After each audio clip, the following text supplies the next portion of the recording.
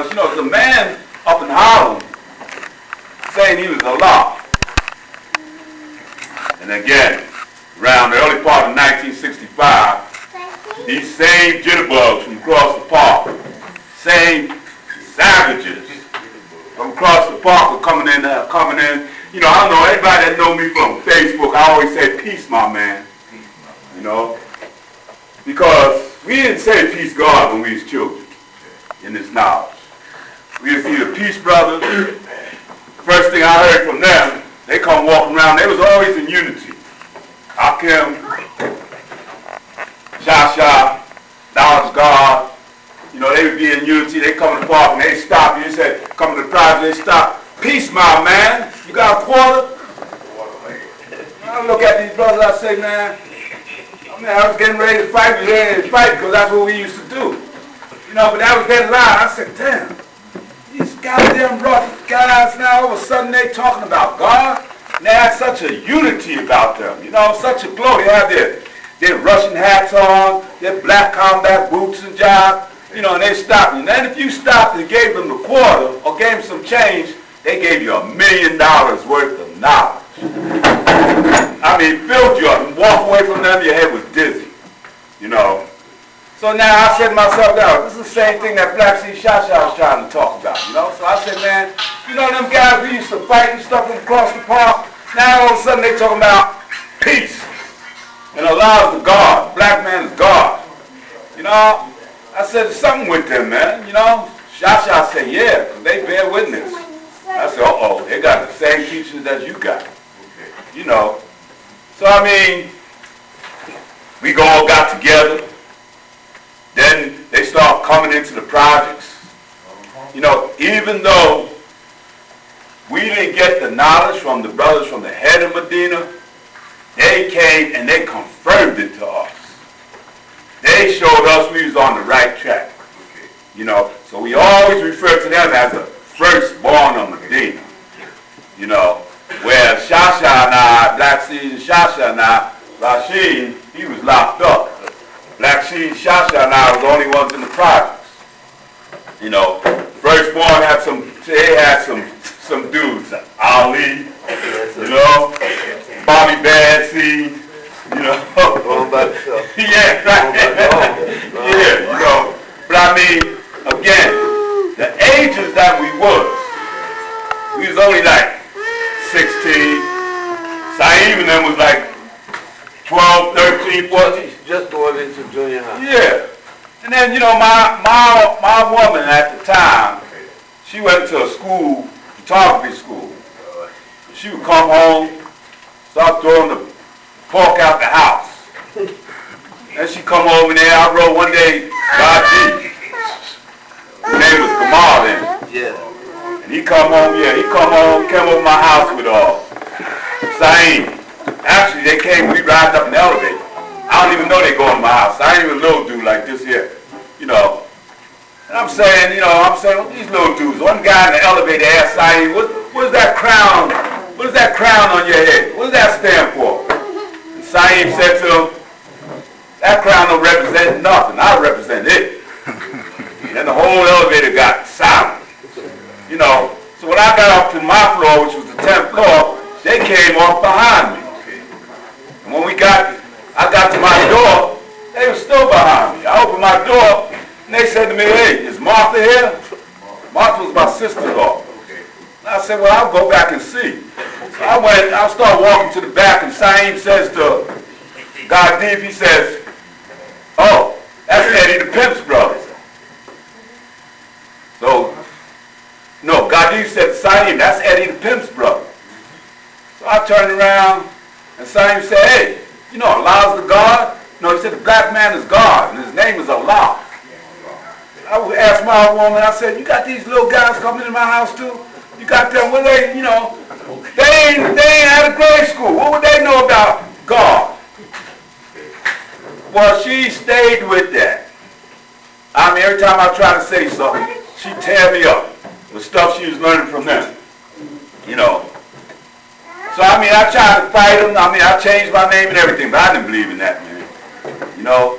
Rashid would tell you, man, my name was Kabah in the beginning. I I did not feel at the time that I was worthy enough to go around telling people I was God. Right? I knew it was some high science, but I ain't see it fit me because I wanted to continue doing what I was doing. I wanted to continue hustling. I wanted to continue selling drugs. I wanted to continue having what? A good time. I know that these 5%ers was having a good time too. You know. I mean, and Al-Kim is funny, my man Al-Kim is here because I tell people the story about how Hashim, Sincere, and Al-Kim ran me out of the school.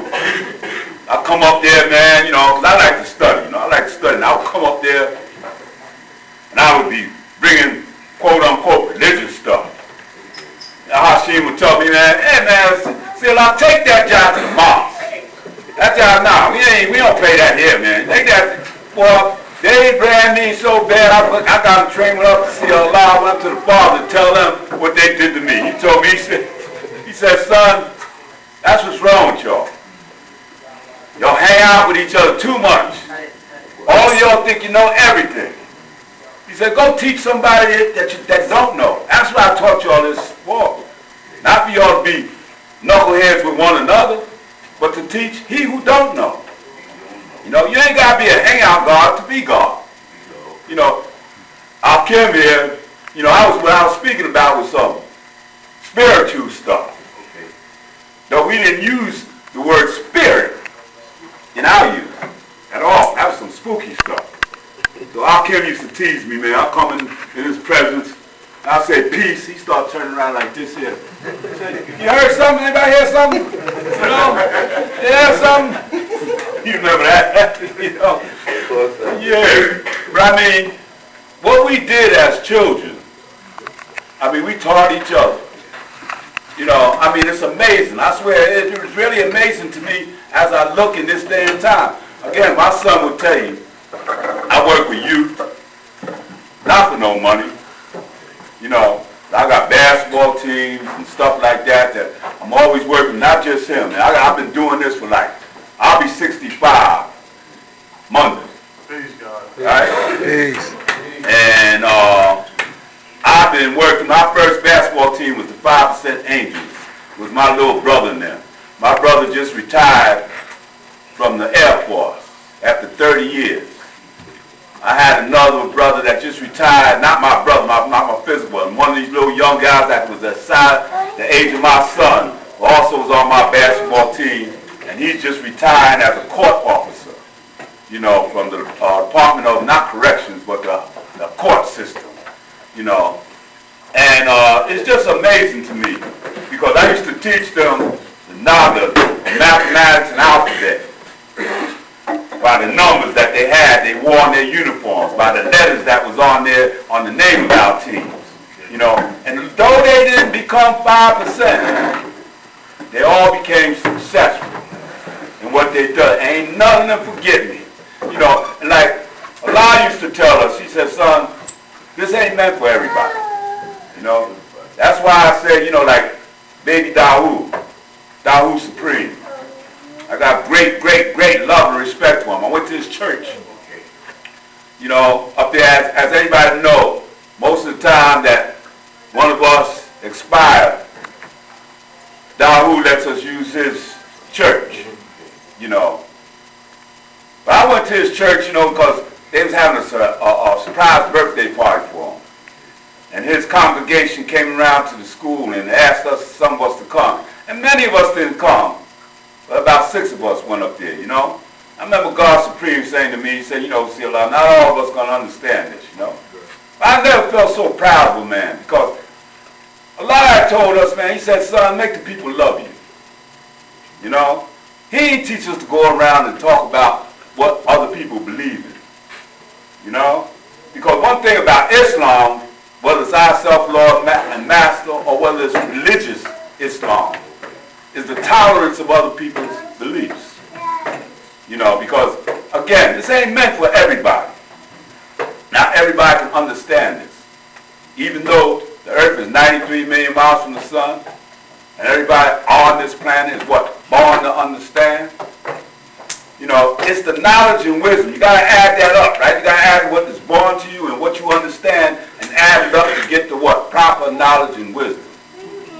everybody gets the proper knowledge and wisdom. We got knowledge and wisdom by the Lord of the worlds, and we was the disciple that added on. That's the 120, because as Rashim and Hakim will know that we did not call our lessons 120 in the beginning. No way. And we got our lessons bits and pieces. One brother may know the 34th degree, and one brother may know the 33rd degree. If you knew those, because, we was getting in bits and pieces, but again, we was teaching each other. Like Allah would always say, ain't nobody taught me this. Ain't nobody can come and say that they taught the Father since. We taught each other. That's why a lot of people that be trying to associate us with the Nation of Islam, they don't know what they're talking about. Allah only spent 3 years in the Nation of Islam. He did a whole lot of other things in the other 33 years. And my personal opinion is we got more out of what he did in those other 33 years. He only gave us these lessons to open up our mind, to make us start thinking. Because people talk about the actual facts. If you look into something and see the mathematics and the actual facts, and you compare it to that, that's not actual, nor is it a fact. Okay. See, because the actual fact is, Father Allah sees the truth. Father Allah understands the truth. Allah open our eyes so that we can see. Not just look at things, but see things. I can go on, but I ain't. I sure appreciate I'm glad I'm here. I'm glad I'm here. I'm resurrected. I know, hey, you ain't never went nowhere. I was killed. That's right. You wrote the advertisement. Oh, yeah, you got that. You wrote that right. That's right. I sure did it. And he called me up. Somebody had said that Hakim had passed. That's right. And I wrote an obituary for my man. I wrote an obituary, man. And he called me up and said, man, Allah, I didn't even know how you felt like that about me.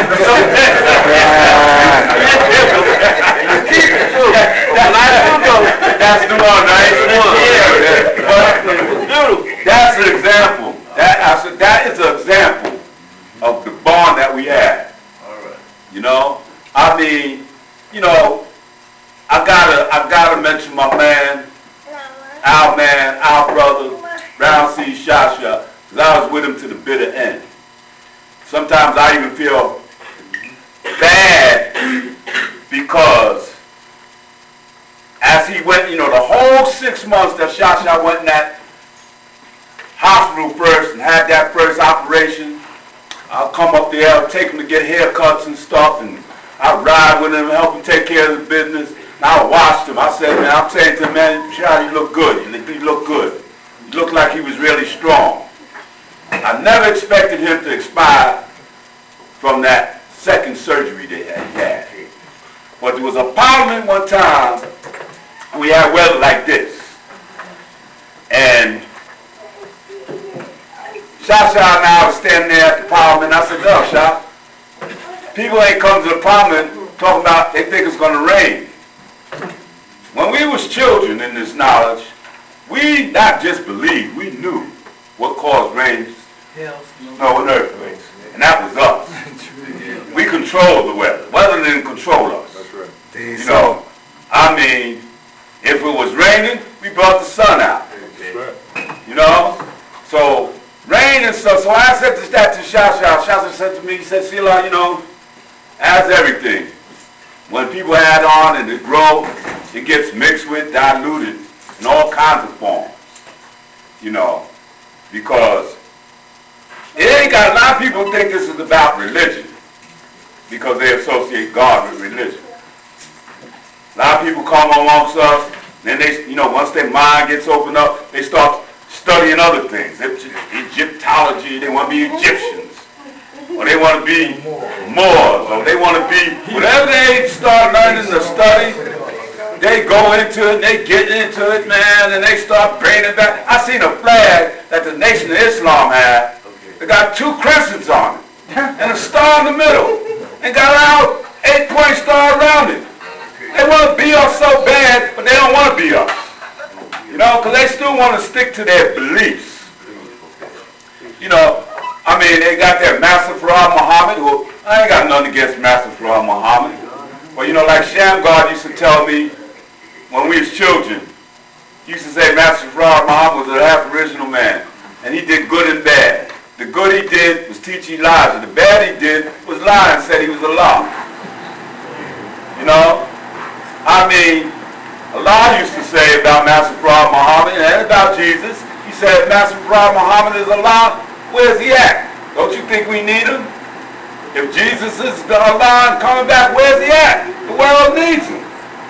And he also used to say that the people are praying for God and we are not answering their prayers. Peace, you know, peace. A lot of us spend a whole lot of time messing with other people's religion or getting on. I went to see the father's grandson get ordained, A.R. He became Reverend A.R. Giles. And you know, I sat there and all I could look at him and see Allah. That's all I could see. It felt it was there because I seen how the people in his congregation was loving him. Same thing I seen with baby Dawood. His congregation, the people loved him. That was the whole idea. Allah used to tell me, he said, son, make the people love you. Because once you make the people love you, then you can draw them up. You go around burning people, telling them about their religion and stuff, all you're doing is making them rebel from you.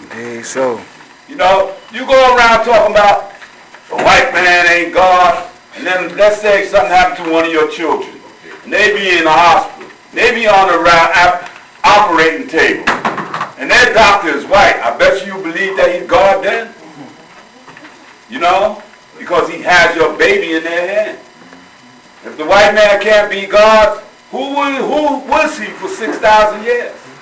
Go into somebody's apartment and look on their wall. Whose image they have? You know, that's why Allah used to say to us, son, anybody could be Bible center, right? Black, white, I don't care, because the Bible center is civilized. You know, he brought us up out of it. He lifted us above face value, or the value of a face. You know, I got some cousins in my family who's whiter than snow. They don't even know they black. Because they my mother's brother's children. And he ain't never wanted to be black. You know, it's not about a caste system. It's not about skin color. I'm telling you, you guys, that's what they call the unseen. You know, I mean, really. The truth, God knows God, and that's what we used to say as children before we start saying peace God. You know, because we didn't become God till Allah made us God. You know, I mean, it was a long time ago. We knew we was God. We knew we was going to grow up into be God. But now, people take it so much for granted. Peace God, peace Allah. You know, well, all I'm saying is I'm thankful to be here, to be with my brothers and sisters in God. And we thinking in 7. We don't think in 6. We don't live in 6. Our bodies may be here in 6. You know, as we would say, Allah would tell us, son, when you go into the world and go amongst the people, either you're going to make the people like you, or you're going to become like them. Peace. Well, I want us to become like each other. One God. That's us. Peace. Peace. Thank you. Thank you. We're going to have to stand on Kim one more time. I don't think y'all understand who he is. Kim had announced when there was only 14 gods in there. In the history, I'm going to give y'all a little brief history. And the names y'all going to see in here, his name is not in here, but it should be in here. So we're going to write it in there, you know. And that picture y'all seeing on Facebook, is the gods up under the cleaners. Can you stand up a minute, y'all? Show them which one is you in this picture.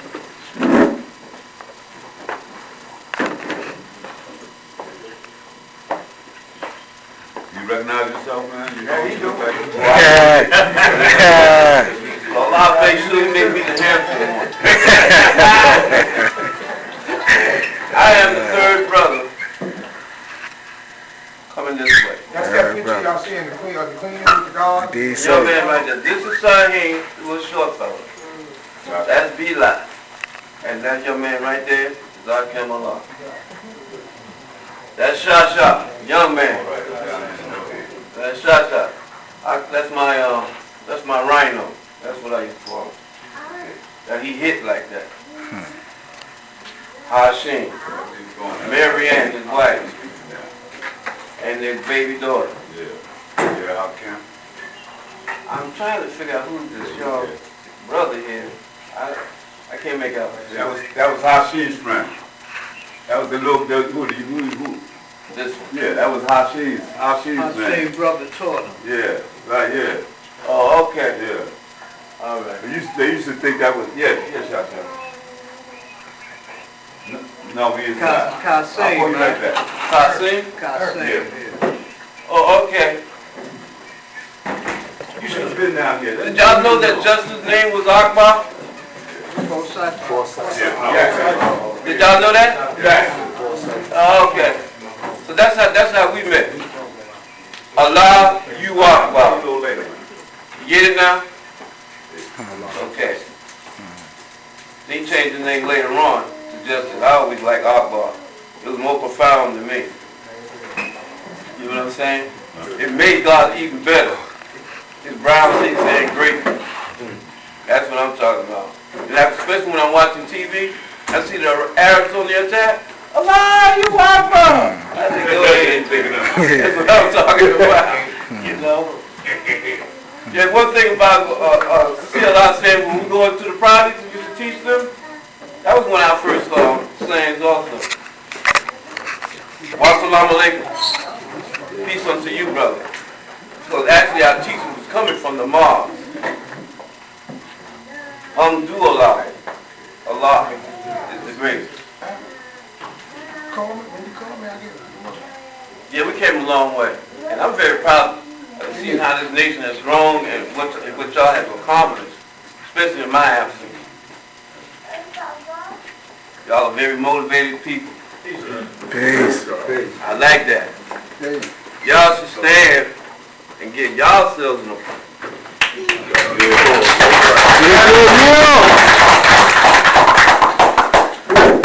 I don't know, but when we came, Lord Akbar made his own.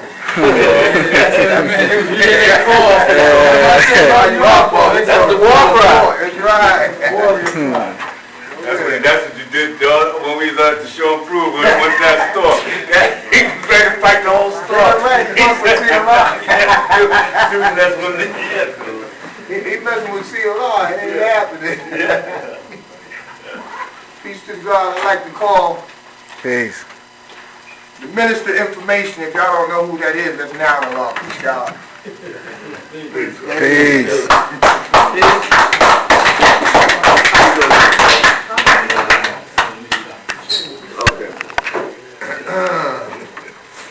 It's your time.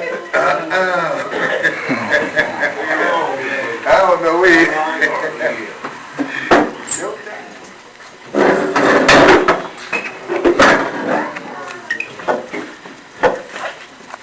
Peace. I don't know what y'all want to know. Y'all know everything. You know what I'm saying? If I can add on anything, I'll be more than glad to. You know, my name is now Allah, and all praise is due to Allah. I'm here, you know, today.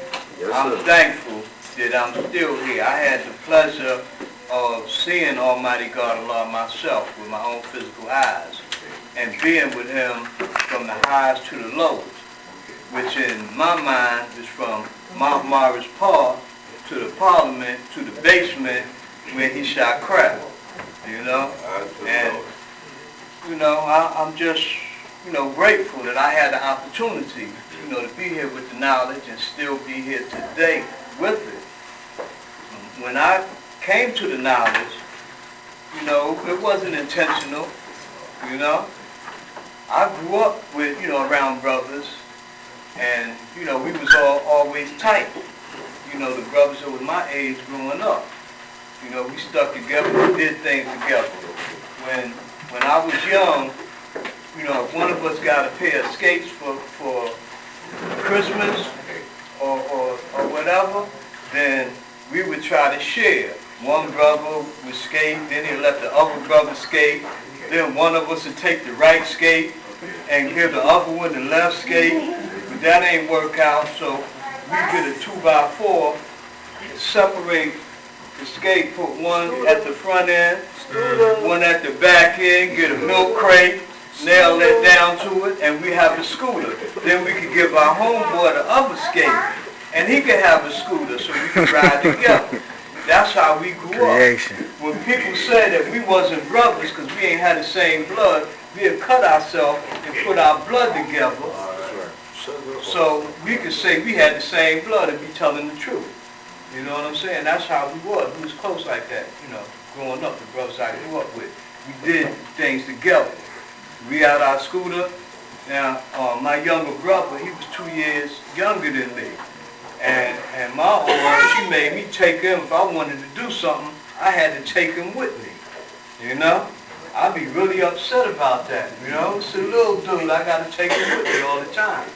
But I couldn't do it if I ain't take him. So that's what I do. I put him in the scooter and take him. We'll go steal paint so we could paint our scooter so everybody had the same color scooter. We go to the 5 and 10, you know, paint our scooter, stuff like that. That's how we grew up together. Like I went to the 1st, 2nd, and 3rd grade. I went to PS 144. In the middle of the 3rd grade, we moved from Ocean Hill, Brownsville to Brownsville. I stay on Bergen and Howard. We moved from Bergen and Howard down to Hopkinson between Pickett and Southern.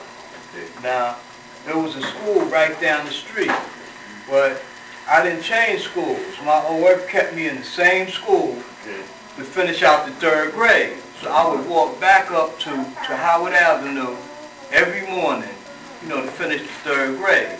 Then when the 4th grade started, I went to the new school, PS 175. That was on Blake and Hopkinson. All right. Now, the first day of school, you know, I'm in a new school, you know, I don't know nobody, you know, except the brothers on the block and, you know, all that, right? So the first day of school, I go to the bathroom, and a brother in the bathroom was big black dude, you know, he's bigger than everybody in the 4th grade, you know, big black dude. He say to me, yo, let me borrow a nickel. Before I could answer him, he started patting my pocket. All I found I could keep. So, you know, I mean, naturally, me not knowing him or nobody around there, the only thing I could do was beat his ass. You know what I'm saying? Either that, or I would be subject to this here every day. You know, going to school. You know? And if I let that go, then them brothers would be standing online waiting to shake me down, like, yo, it's my turn today. You know, so I beat him up, you know. And, you know, I did a real good job of it, you know, to make sure I ain't have to go through this every day. All right? Now, me and that brother, like, sometime when you go through that with a brother, after a while, y'all get real tight. That ain't never happened with us. Because every time I seen him, I just flash back to this dude, you know, doing this the first day of school. You know? Alright. Now, this dude, he stayed on the next block from me. And it so happened that he was the first brother, you know, that I really knew to get knowledge. He got it from his older brother, who came and taught everybody, you know, all the young brothers that was on that block on Amboy Street. So, now, you know, I listened to the brothers, and some of the brothers I had a great deal of respect for, but I didn't want to hear it because of that one brother. You know what I'm saying? So I distanced myself from them, you know, because of that. You know, the things they were saying, laws to God and all that there. You know, I didn't want to hear it, you know? And most of the brothers I wouldn't even, like, say it to, but him, that one individual, like, man, get the fuck out my face, you know? I ain't want the other brothers to hear it, you know what I'm saying? Because, you know, like I said, someone was older than me and everything, but this dude, I just, you know, I never got along with him. You know, and he tried to advocate that, so that pushed me further away from, you know, the knowledge. That was like in '65, you know, when they came around teaching. This brother named Akbar, right? He was a tall black seed. It was his brother that I had that static with, you know, when I first moved to Brownsville. Akbar was all right. He reminded me of Hashim, you know, tall, slim, black seed, you know, and, you know, he was like royal with, you know, his way, you know. He came and taught all them brothers on the block, him and a brown seed named Shotshot, not firstborn, a brother from Red Hook, you know. Like I say, I stayed away, you know, from the knowledge. Because of that brother, whenever I seen him, he was doing some nonsense. He would go to the youth house, you know what I'm talking about. Fruit Horn. Yeah, David Cullen. Yeah, this dude is staying in the youth house. Every time you look around, this dude getting locked up, you know, going through something. And, you know, from time to time, I get into something. We had children's court down on Adams Street. You know, I go up in children's court, they remand me, then I end up in the room with, you know, Fruit Horn in there, you know. I wouldn't mess with it. I'll stay away from it. You know, we eat soup, they give us donuts and stuff like that, and at the end of it, them officers, they would pass out cigarettes for us. We was little children then, you know what I'm saying? But, you know, still, you know, that kept us cool. Alright? I'll never mess with this brother. Then the next year, I was going to school, and I ran across, you know, some brothers that was walking and teaching, you know, and they was dropping it. And I was listening, you know, and when they walked, I walked with them. You know what I'm saying? They was walking, you know, through the streets teaching in East New York. So I just started, you know, with them like, you know, I'm down. Because I was listening to them, you know, and I heard what they said about equality and all that, the culture, knowledge and wisdom. You know, I'm listening. So I really like that equality part, right? So brother had a book of life. I'm like, yo, let me see that. Brother clenched the book of life and looked at me. Said, in order to look into the book of life, you must first be a student enrolled. I said, all right, how'd I do that? Now, I ain't want no static, because I just seen dudes trying to disrespect him, and I seen him jump up in the air and snap kick him. You know, I'm like, snap kick him and him. And they come down and look at all them dudes. So I'm like, yo, I don't want no more than that. All right. He said, in order to look into the book of life, you must first be a student enrolled. I said, all right, bro, how'd I do that? He said, by learning the supreme mathematics and the supreme alphabet. So I'm like, all right, bet. So I got the supreme mathematics and the supreme alphabet. I learned that, and I got the student enrollment. You know what I'm saying? So once I became a student enrollment, I was able to look into the book of life. Now I went back to Elmwood Street to the brothers that had got the knowledge before me, and I go wake this brother up. Today his name is Noah Love. Back then his name was Latif. I cut school and I go knock on his door early in the morning. You know, and his mother go get him. Eddie, that was his honorable name. Wake him up. And I go to look in his book of life, because now can't nobody deny me. I know how to do this here. I'm a student enrolled. You know, I couldn't get the lessons, you know, to write or study, but I could read, I could look into the book of life.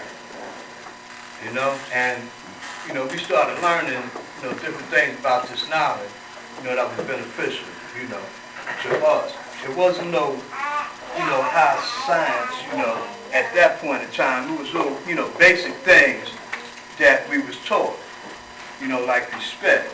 When a wise man speak, a wise man listen. You know what I'm saying? Yeah, so. And, you know, those little things was meaningful to us, you know.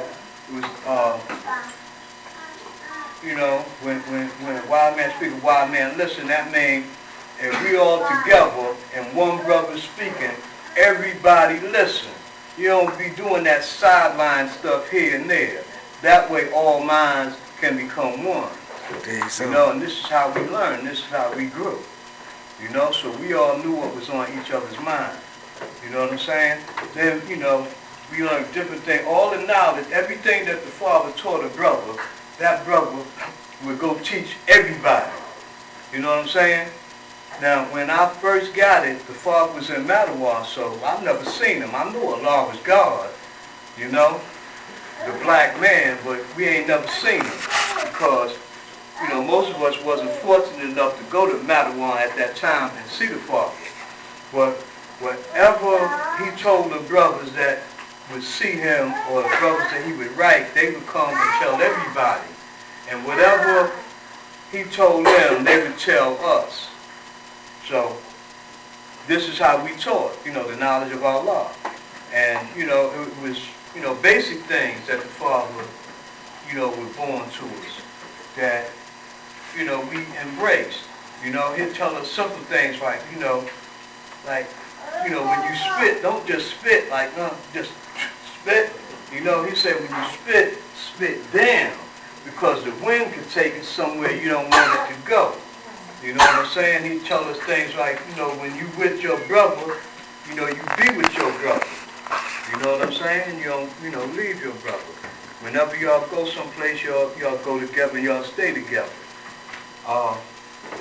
If three of y'all agree that y'all gonna do something on a certain day, if two brothers don't show, then you still gonna do it. Because word is bond. He taught us just, you know, basic, you know, things. Different things about how to defend ourselves. You know what I'm saying? When we with brothers, you know what to do. How you get back to back, you know, things like that. And, you know, us growing up, everything he told us was beneficial was the truth.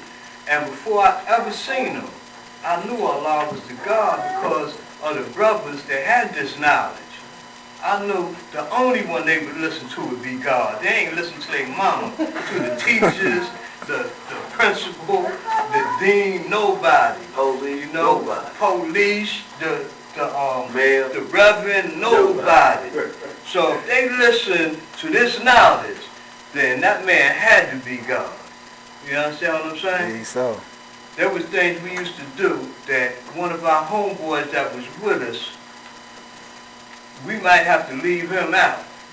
You know what I'm saying? Because he might tell it, you know what I'm saying? And So. you know, that wouldn't be good for us. You know what I'm saying? So. That's how it was. If it was like, you know, 6 or 7 of us, and it was one brother that, you know, we ain't trust with this knowledge, then we'll have to leave him out, and we'll be together. That's what we learned like growing up, you know, young.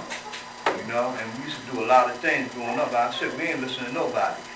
When Almighty God Allah came and brought this knowledge, he brought it to, he scraped the bottom of the barrel.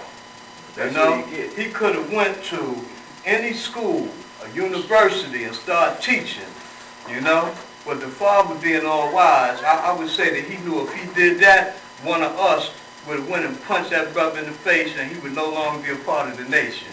So he had to come, you know, to get us, you know, who was in the street like, you know, me and most of the brothers that I came up around, you know, we was able to, you know, run the street, you know, because, you know, my over, all I had to do was get outside, get with my boys, and, you know, ain't no telling what we would do.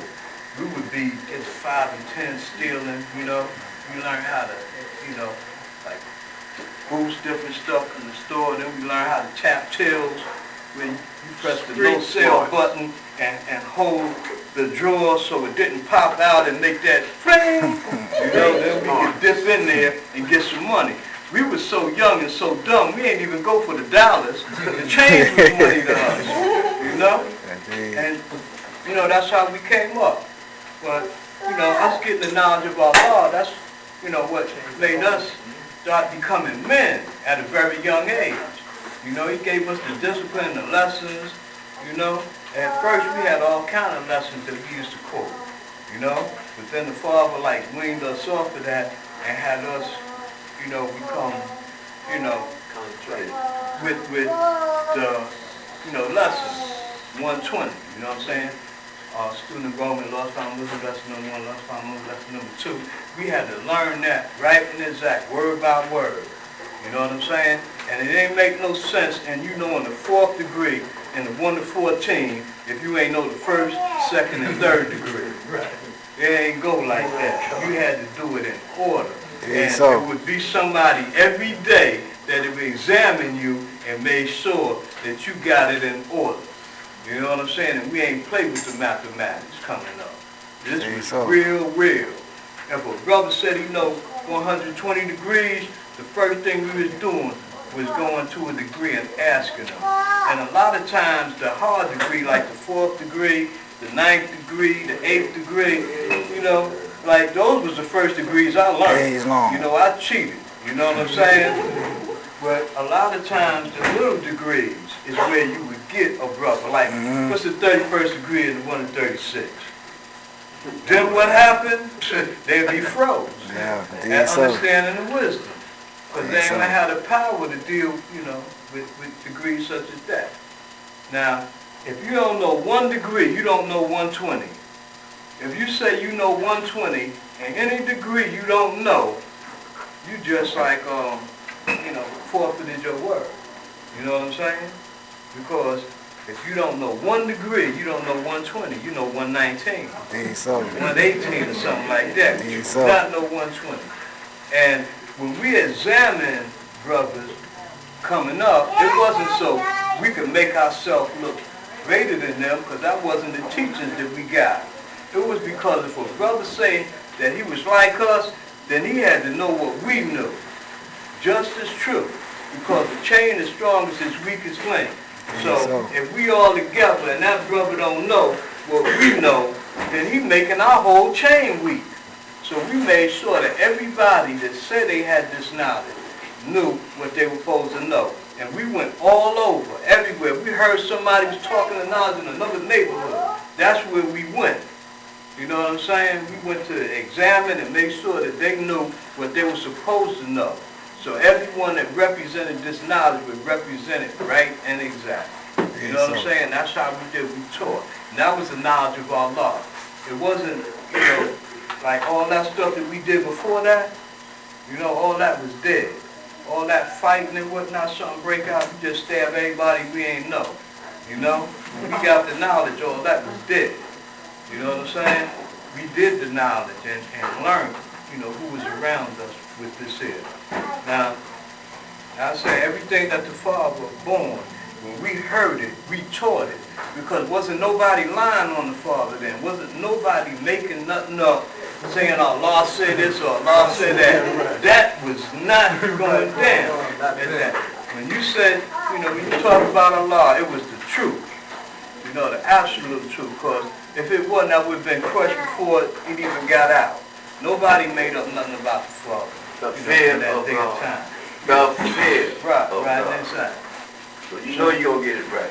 So when we, you know, got the knowledge, you know, when the Father was born something to us, that's what we born to everybody. You know, everywhere we went, we were, you know, born and we taught that. Now, the firstborns in Mecca, you know, a lot of, you know, us brothers that came up with me, we like kind of stayed away from them, you know, because, you know, the way they was. They say Messiah, Yahweh, and Bishri and them, and if you wanted to see the Father, you had to go through them. Brothers used to go get on the train at Atlantic Avenue and take the train up and go to 125th Street before going, you know, upstate to Beacon where the Father was.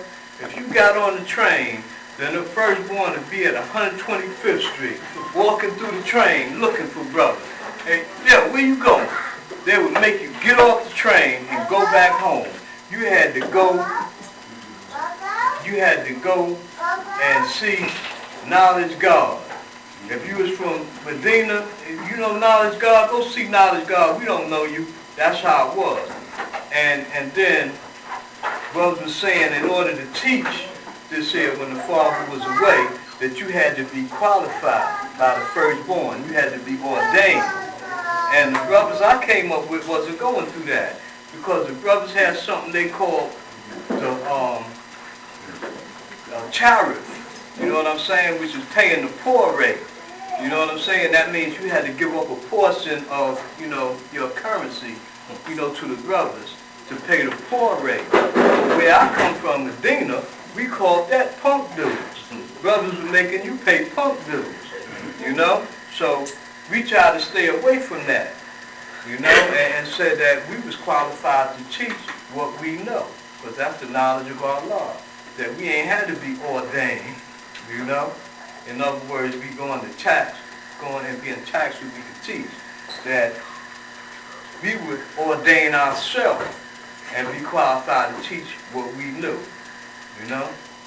So when the father came home, that was great, for, a lot of brothers. But like I say, I had never seen the father.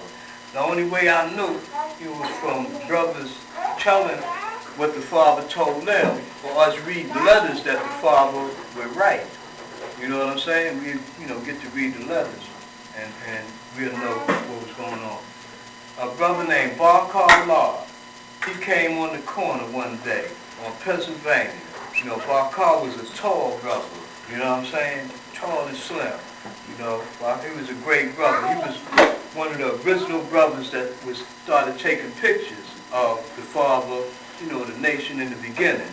Barkar, it came on the corner, and he got on the square. He just did the knowledge. And he said, the father home now, a whole lot of stuff gonna change. So that was great, And the father came home, one of the things he did was called a parliament. And he said he wanted everybody to come to the parliament, in Mount March Park in Mecca. I didn't know too much about that. I used to go up to Mecca because of the Apollo. Then they had certain stores like A.J. Lester's, Floor Shine, Bloomstein, stuff like that. So, I used to go uptown, for that there. I had no idea where the parliament was going to be at. All I knew that it was uptown, in Mecca where the Naziism started. So what I did, I got on a train, right? And went up to 125th Street. Before the train pulled to 125th Street, we used to walk through the cars, so when we come to the stop, we'll be right there by the turnstile, so we could be the first ones out to go through, so we ain't had to wait behind a bunch of people. So, I was right there when the train pulled into 125th Street, and there was a brother, the brother that taught them brothers from Amboy Street, named Akbar. He came walking through the cars. And I said, peace, Akbar. Ready to ask him, you going to the parliament? And he stopped. He said, my name is Akbar. Father changed my name to Allah. So I said, all right, peace, Allah. You going to the parliament? And he said, yeah. All right, so we got off the train and we went upstairs. I was glad to see him because I didn't know what to do. You know what I'm saying? I just know, I had to make an attempt to get to the parliament. All right, we got off the subway, walked upstairs. There was a brother standing at the top, right at 125th Street, right? And he pointed down Lennox Avenue to 124th Street. He said, the parliament is that way. So me and Akbar or Allah walk and talk. When we get to 124th Street, there's a brother standing there. He pointed towards Fifth Avenue. He said, the parliament is that way. And we made that turn by Rice High School. We get down by Fifth Avenue, there's a brother standing right there, and he pointed in the park. He said, the parliament is that way, pointing, up. Right. So we walked up to the top of the mountain, you know what I'm saying, and that's where everybody at. I don't know what happened to Akbar once we got up there, because I got, involved into the parliament. The brothers was up there building. I really, I don't even remember what brothers was building about at that point, until the father got in the cycle. And I was just there in my own thoughts. And the father, when he walked and got into the cycle, I wasn't even really paying attention.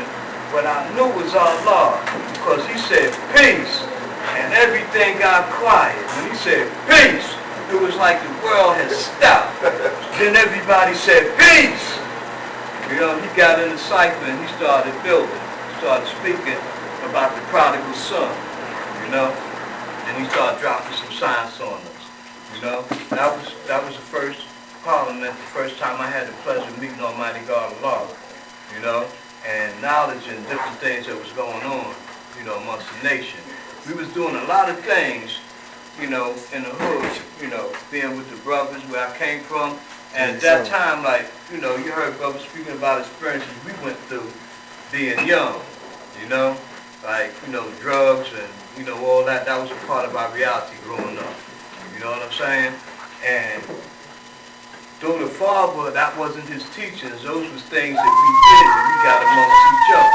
Because we had to live and we had to learn some things on our own. You know? And, you know, that's a reality. The father stressed education. That's what he was about. And he ain't played with a brother about education. If you play hooky and the father seen you, he'll say, son, if you do that again, don't come around here. And he meant that. You know what I'm saying? He ain't play about certain things. If you try to take what he was saying as a joke, he might punch you in your chest and say everything for real, son. You know? He let you know, things that we stress as far as education. And, you know, everything was so real that eventually I learned what sent the father to Mattawan. You know, it wasn't that he did anything wrong. It was his love for us that caused him to go to Mattawan, because he knew the government wouldn't understand us. So in order to get to the son, you had to come through the father. So he went so he could show and prove to the government that he was exactly who he said he was. You know, and that way we would get respect, you know, from the government, because we were very hostile growing up. And we would fight the police or anybody. That was just, you know, how we were. You know, we knew they couldn't do nothing. We grabbed their sticks and shit. You know? And I guess the father seen that it could got real ugly, that we could got hurt, you know, doing the things we was doing. So he went to show and prove, you know, to them who we was. And they had to bear witness because they let him out. And when he said he was Allah, when he went to, you know, when they locked him up, he went to the tombs, he went to Bellevue, they sent him to Mattawan, you know, because he said that he was Allah, God, you know. And they had to bear witness because when he came out, he was still saying the same thing. He ain't changed. And not only that, the mayor of New York City was coming uptown to Mecca to see Allah himself. Allah ain't make no appointment to go down to City Hall, you know, and sit and, you know, wait for his appointment. Allah kept doing what he was doing. Mayor Leslie would come uptown looking for the Father, asking, anybody saying Allah? And somebody who knew where the Father was, they'd go get him. Because there were certain places the mayor couldn't go. You know, he might be down in the hole shooting crack. You know what I'm saying? Gambling wasn't legal, so the mayor couldn't go there. So somebody would go say, Allah, the mayor looking for you. And he'll come up and, you know, meet the father, they go in the bar, have a drink, whatever. You know what I'm saying? And the father, the things that he did was for us, you know? Like the picnics, you know what I'm saying, that we had going up to Bear Mountains. The neighborhood youth corps. Right, you know what I'm saying? Neighborhood youth corps, jobs, everything that he did was for us. He didn't ask for anything for himself. He wanted things for the betterment of us. And that's why they had to bear witness that he was Allah. They wanted to give him money, everything. He didn't want none of that. All he wanted was them to do things for us, to make it better, you know, for us. Indeed, so. You know, for us to be able to go to school. He made deals with people that if we would go get our high school diploma, that they would get us in college. And it was for real. They would send us to college. They used to send me to college campuses on the weekend just to look and see if I liked them. You know what I'm saying? So when I got my diploma, I could go to college. You know what I'm saying? I ain't had to pay, they paid for it. You know, the father did things like that. And that's what made them bear witness, you know, that Allah was God, that he really loved us. You know what I'm saying? And that's why to the day, the government bear witness that Allah is God. And anybody want to see official records, you know, of the fact of the government bearing witness that Allah is God, you got the Daily News, you got the Amsterdam News, you know what I'm saying? Right, you know, all that there will show you that Allah is God. If you go up to Mecca and you see a law school right there today, that's because of the agreement they made with the Father. You know what I'm saying? That's why that school is still standing, even though the whole block is gone. Allah showed and proved to us that he was God, and he told brothers different things. You know, he might tell Akim something, he might tell me something, he tell see Allah something, but one thing he told us all was to stay together. That way we'll have the knowledge right in the cipher, we'll be able to deal equally with each other and manifest the highest degree of living mathematics, and that's what time it is now. Brothers going through a lot of stuff that cause them to separate and go in different directions. And now is the time for us to come together and be one to manifest the will of Allah. That's the will of Allah. Everybody running around talking about knowledge of self and what they know and all that there. If you know what this is about, then you know that Allah is one. One knowledge. So if this came from one, then ain't nowhere in the world everybody could be running around talking all kind of different stuff. Right. You know what I'm saying? That's like saying Allah is bipolar. Everything for real. Peace. He wants us to stay together so we can do our job and show and prove. We say that Allah is the greatest. He showed and proved that. Allah said the children are the greatest in the kingdom of God. We are his children. So now it's our turn. It's up to us to show and prove that his word is born. That we are the greatest, like he was born to them, because he already showed and proved and kept his part of it.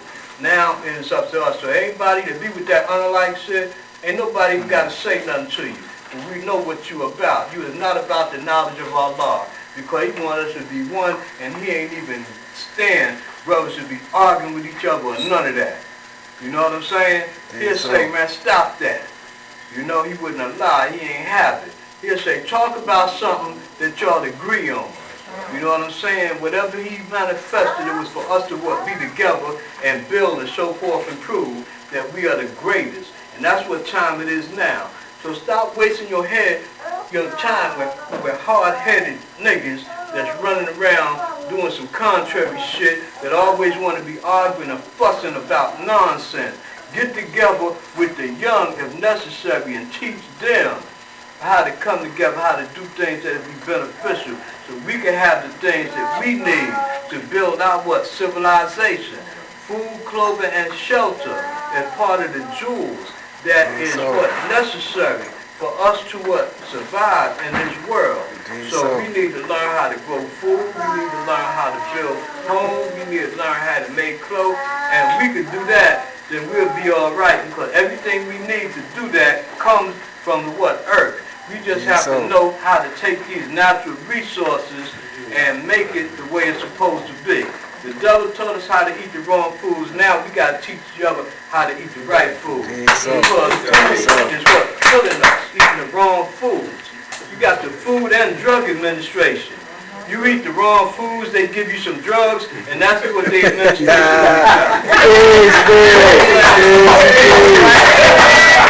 then you gonna live. Right. You gotta know how to exist in a world of many chemical changes. You got to know what your body needs. That's what knowledge of self is about. Knowing what self needs so that you can build and grow. So you would not cause all kind of dis-ease in the body. Y'all know what ease is, right? Then you know what dis-ease is. It's not ease. You know what I'm saying? So, you know, we got to get the knowledge of ourselves and know how to build and bring forth a civilization of righteousness, because everything is real. Peace. Knowledge. Knowledge, love. Civilized person should act civilized. Why you sitting on the food table with all these chairs, God? Peace to the gods. Peace. How you doing, God?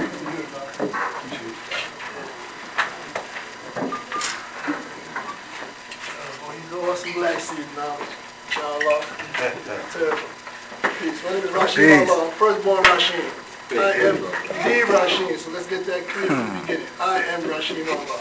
Okay. That's right. All right, now, Peace. this brother here, we go back to the grave. Right? That's where we came We're from. babies.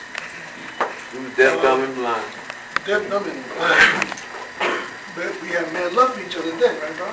We was the family. Right. I'm considered my government standards for Puerto Rican.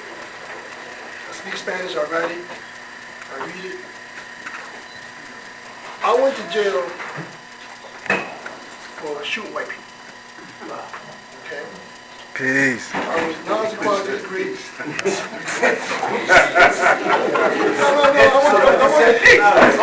this ain't no joke. I'm gonna tell you something. Peace. I have a history that I have to share. I can't tell it all to you tonight, or today. But I went to jail for shooting white people at the age of 16. The reason I went to jail wasn't because I wanted to shoot white people, is that I had no choice in the matter. Because of the way we came up in our time, it was very racist. We were surrounded by Italian people, white, all kinds of white people, right? In order to go to certain places, you had to be allowed to go to certain places when you passed, come on the project, you couldn't go past this block unless you was going to church or to school. We had white people we wouldn't kill, and the ones we would The kill. one because when that fella's I'm gonna tell you something. What happened with me was this here. I went to jail for shooting white people. I was the leader of a gang, and they called the Medallion Lords, right? They were crossbar chaplains. To get to them, you had to pass through my people. That was the other side. The project was on this side. The other side was all the other gangs were at, and they had to come through my people to get to the brothers. Exactly. They never made it there. Not once. So, Peace. I didn't have the knowledge of myself then. None of us did. I went to jail for shooting white people.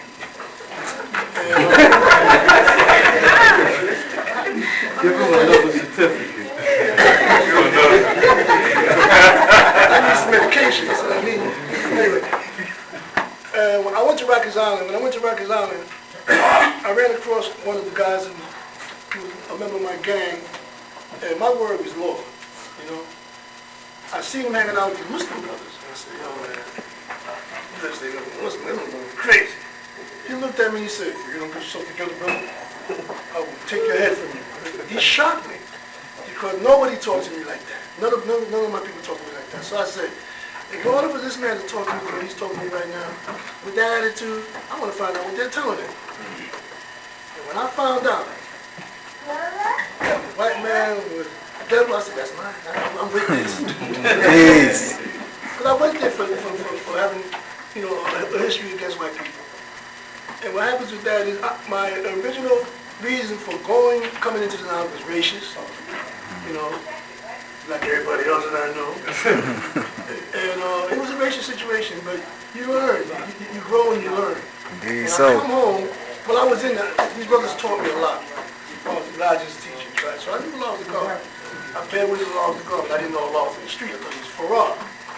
Everything they used to give me to read, I would take it for some reason, I didn't know why.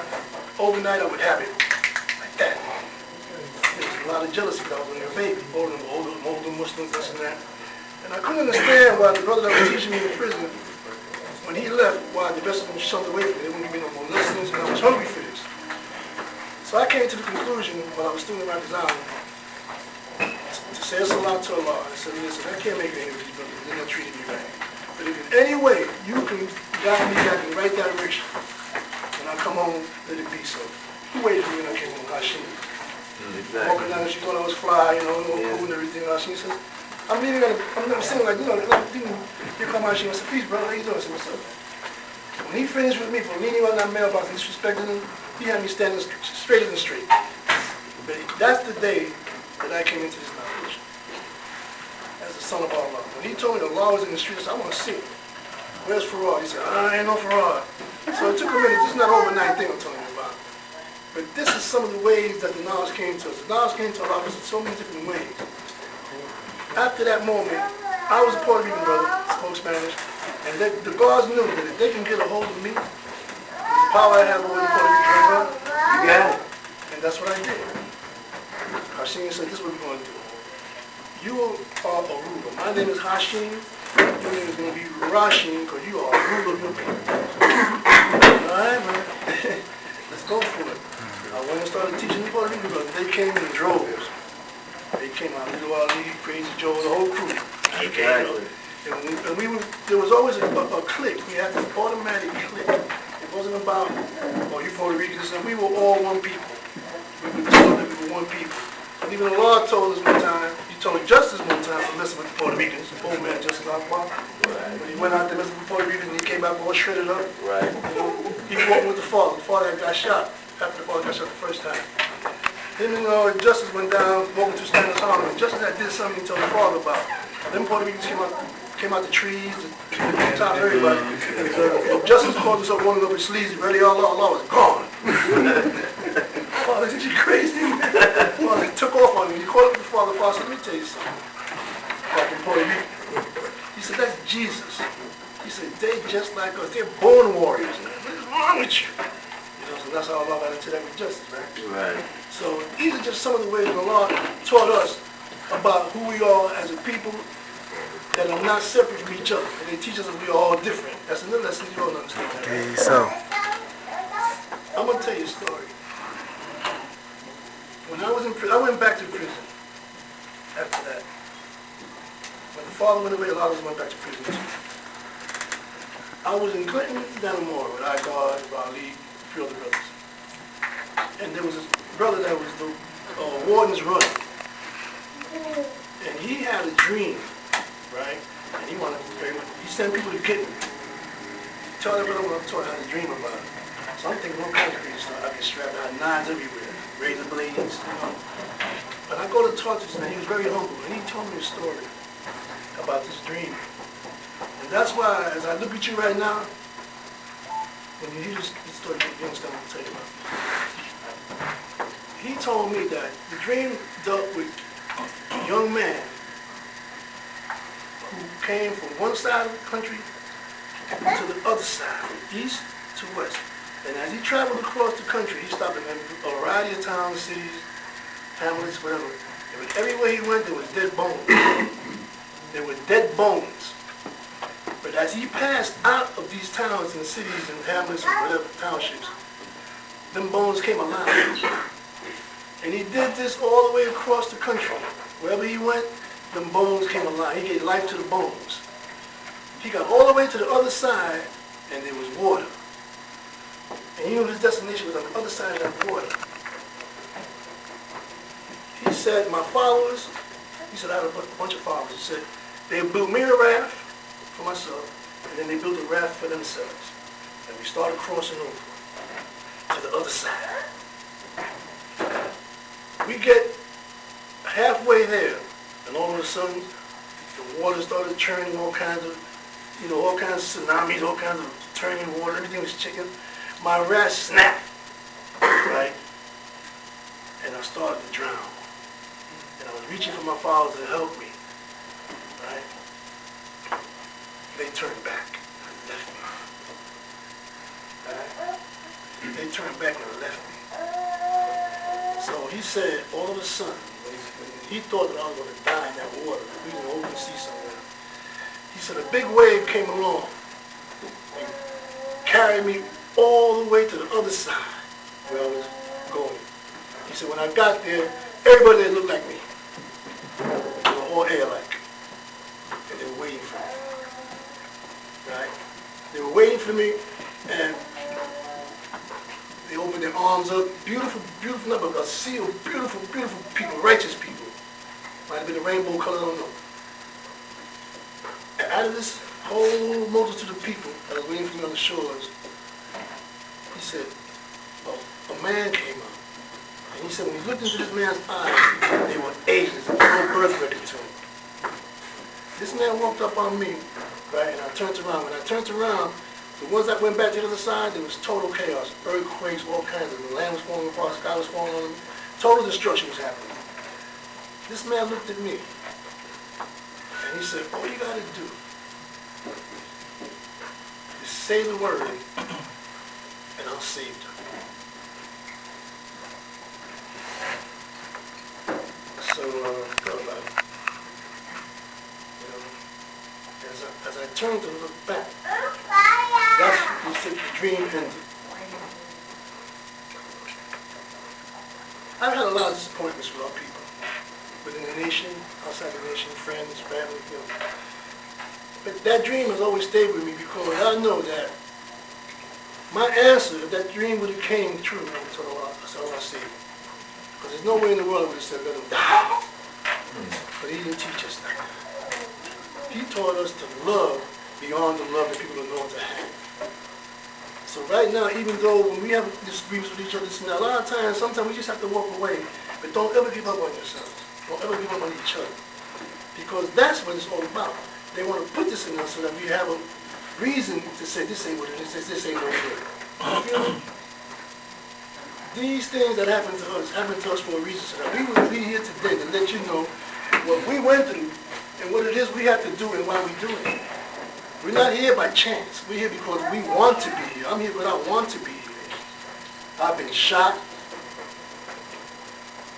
stabbed, beaten up, put in jail. But the will to live is very strong in me. You understand what I'm saying? Shamgar used to say to tell the brothers, they can't kill Russian, he ain't nothing but a pincushion. He just take them in, they take them, put them out, you know? I didn't appreciate that statement, you know what I'm saying? But I've been blessed. But my blessings, I feel, was that I live long enough to tell you some of what I've experienced in my life, with knowledge, so that I can share with you. So as you can see, there's a reason for us. It's not an accident. This is the real deal. I got so much to tell you all. I mean, I got so much. But I don't want to get like some of my brothers along with it. You know, other people want to speak. But, hold us a long time. Ain't no telling when we see you again. I ain't going to no time soon. And I'm equality power. All right? I just tell you, I'll be equality September 1. And like I said, I got mad love for my people, my nation, God's earth, babies. And it's not about always being in front of your brother's face. The best thing to do, man, walk away. One time the father found out that some of us had a fight and we had nothing to do with it. Had nothing to do with it. We went to visit him to see how he was doing, and he jumped in our cases, or in our butts, like we did it. And he went around to each one of us, getting in his butt about bang, bang, bang. The last one he spoke to was Hashim. I was fresh home. I was shaking like a leaf. I mean, I was literally like, next, you know? Killing all of us. But he felt it in me. He said, if I say something, he might die. So he looked at me, he said, right, son? I said, right, Allah, these punk let's get them all, Allah, you know? I was scared, but he seen my fear. But he knew that but he let us know, you don't put your hands on your brother or sister. That's a no-no. You don't put your hands on your brother or sister. Allah told me this out of his mouth. And he wasn't happy about it when he told me that. He didn't eat any of us. Just a little something. I got some more to give you when the time comes, all right? When the time will come, you'll come and see me. I'll be back, whatever. We can together talk some more. I love you all. Peace. Peace indeed. Not trying to rush the dogs, but we got to get this moving on, you know. Indeed, so. Building costs like $300, and then they charge us $18 an hour. But I would like to wake up my brother, Yahara Bishmi Allah. Peace Almighty. Peace.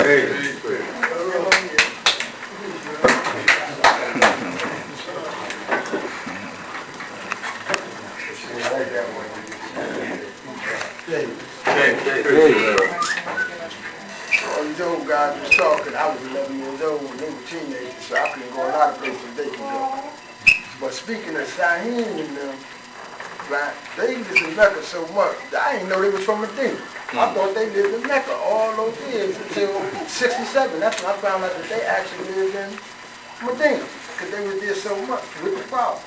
There you go.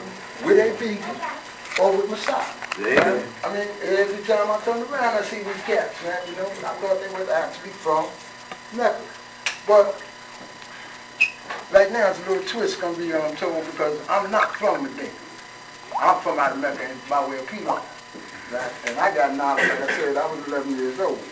So there was a lot of things that they were talking about I couldn't talk about because I wasn't there. I wasn't allowed to be there. in certain situations because the Father wouldn't allow me because of my age. Right? However, I was blessed to be around a bunch of them. Right? And with that blessing came another blessing. I got knowledge of self at an early age in my life. A lot of 11-year-olds that I see right now coming up in the street, I really go back on my past with my family, especially my wife. I tell her a lot of things about those days, and most days I tell them about y'all, because I wasn't privy to be with y'all all the time, but the one that I was privy to be with, she knows them because I made sure she knows, and my son knows. But one thing I want everybody here to know, that we were taught to be together. We all have 5 fingers, but when you put it together, you got a fist, and that fist is strength, right?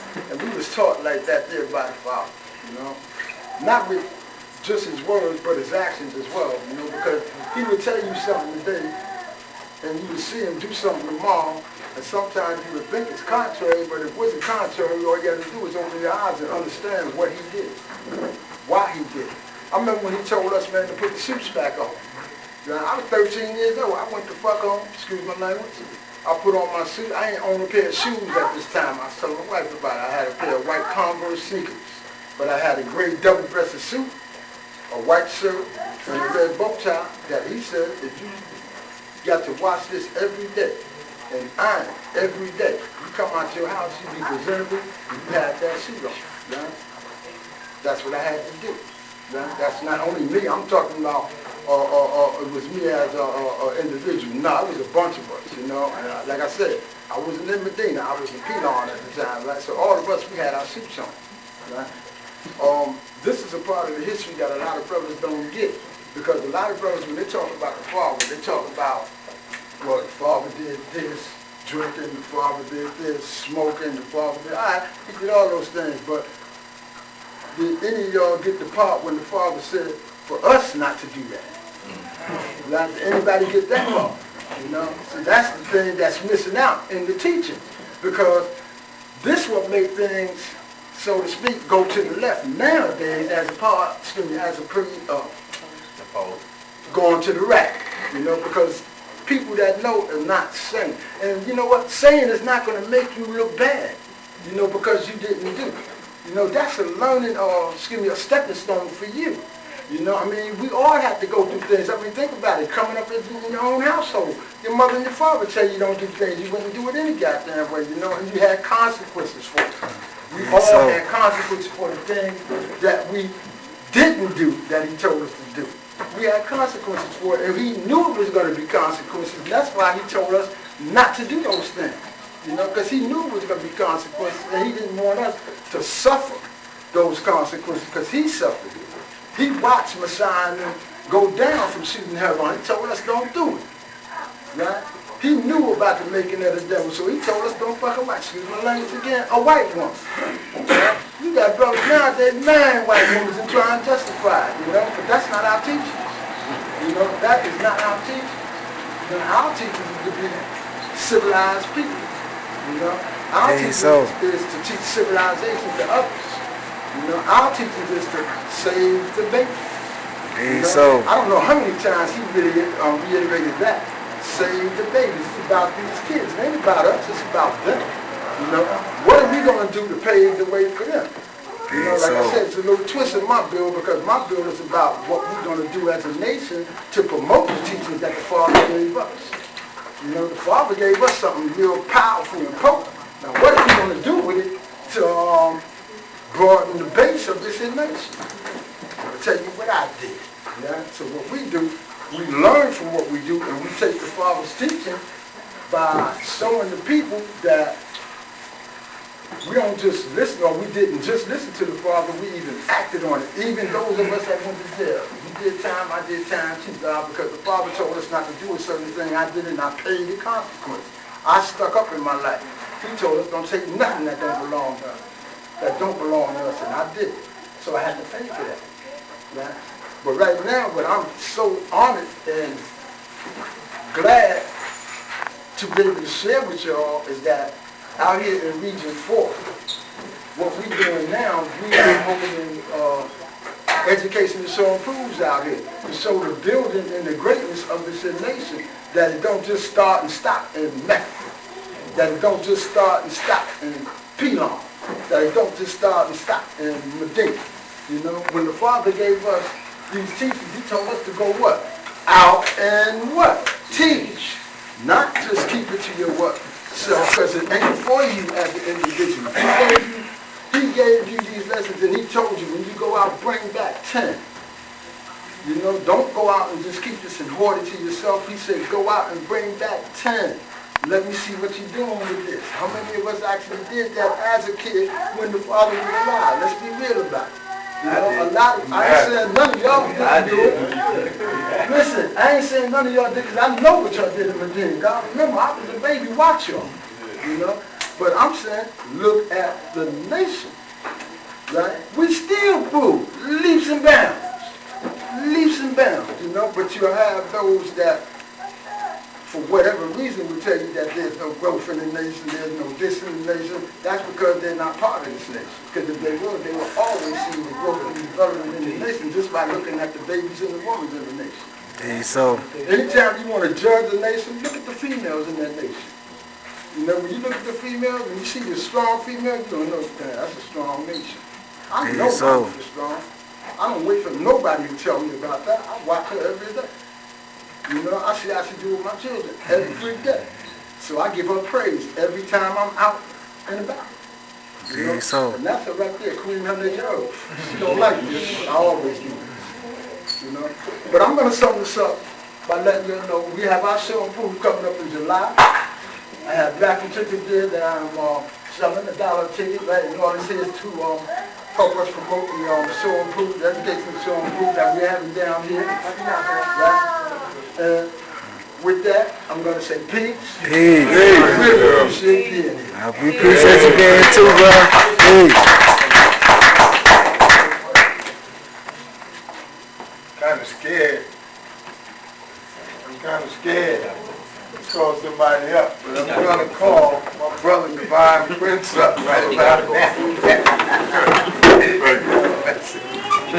Peace, family. I'm God's Divine Prince. Hey. It's an honor being here. It's an honor being here, and we honor too. Wow, look at this audience. I see all these beautiful black people, and I'm truly honored. I'm touched, man. You know. For you that do not know me, I have opened up the Universal Parliaments in Mecca for about the last 15 years. I'm a well-known and respected God in this nation. And matter of fact, due to Facebook and some other social networks, I'm known around the world. That's no joke. You have some gods that have elevated to where the whole world knows about you because of brothers like me. And this is not to toot my own horn, but my thing is communication. Right? My thing is about education and teaching the world. If we're going to teach the world, let's teach the world by any means necessary. I never met alone. My knowledge came from a brother who is now known as Justice Hakim, right? In 1973, he came out of jail and gave me the knowledge, right? But I knew about this in 71. It's just that throughout the middle 60s, I was involved with the revolutionary movement in this country. I started off as a Black Panther in high school, and in 1970 I formed my own revolutionary party known as the Black Liberation Party in South Jamaica, Queens, in New York. But however, you know the Black Panther Party lasted about 5 years, right? And there came a change in America that the apathy of the people, you know, it seems like when great men leave, and there's some discourse amongst movements that we start to lose faith in our own identity and our own cause. And I was one of them because I no longer want to be associated because I've always been someone that seeks knowledge, my understanding is great, and I'm not going to be involved in anything that isn't elevating the people. All right? I'm for the people, always have and always will be. I was known as cold-blooded. throughout the middle 60s to 71. The God knew me way before we became 5%. Right? In 73, I was about 20, 21 years old, and the brothers that I knew that were 5%, they were 16, 17, so I came as an oddity, you know, and I had difficulty with the lessons, you know, but when I went to the military service in the latter part of 73, came out in 75, I had 120 on cap, and we built in South Jamaica, right? Was a groundswell of this knowledge of our teaching. We taught many. I was a community liaison to the youth gangs in South Jamaica, Queens, right? And I can remember that through the course of Justice Hakim, myself, and other guards that were in what we call the desert, that the desert grew. Everywhere you looked, there was guards and earths coming. As a matter of fact, on Palmer Day, you know, the guards in the desert and the earths, we rivaled in numbers, man, those that came to the parliament, you know. But like I said, I never met Allah, but my teachings came directly from Black Messiah, Foresight for Akbar, Justice. There's a brother named Aziz who was not a, you know, rip-off, but he knew Allah. He was always at our parliament. He never changed his name. That's right. Knowledge of law. I actually went out from Queens to seek out what this was about. You know, so I always had the same man that if I'm involved with something, I'm going to know about it totally. And we achieved great things. Myself, Justice Hakim, and another guy by the name of Fuquan Bialy, we opened up the first school in the desert. It was on, back then it was New York Boulevard, now it's known as Guy Brewer. Right, and we just built. We had this love of what we were learning and teaching. We walked around with big books of life. You know, I mean, the lessons they just came. Okay, bring it up to now, right? Because those that are here today, we represent, I think, the best that this nation has produced. We're still here. I'm equality wisdom years old. I have 7 grandchildren. But I'm not no goody two-shoes, and this is not no goody two-shoes nation. But I have been everything, man, you know, from a bounce in strip clubs. I went with strippers. I was addicted to drugs and alcohol for a long time. And I take great pride in telling everyone that you look at this man here that has captured the attention of the whole world through these teachings, and I have not touched a drug or alcohol in over 15 years. Congratulations, brother. And I do it with killing. But this is my message. I keep it simple, right? That Allah said, don't mess with drugs, don't mess with drugs, right? Don't go to jail. We stand against crime, right? Have love for yourself and your people. You know, I'm well known, man, not only for how I speak, but how I dress as well. You know, I'm always dressed in the tan, right, Herb? Right? And those that know it know that, because it is my outlook that we should represent ourselves as the best wherever we go. I remember Show and Prove maybe about 5 years ago, where, you know, I always like I had a pink suit on, pink and white shoes, a pink Godfather.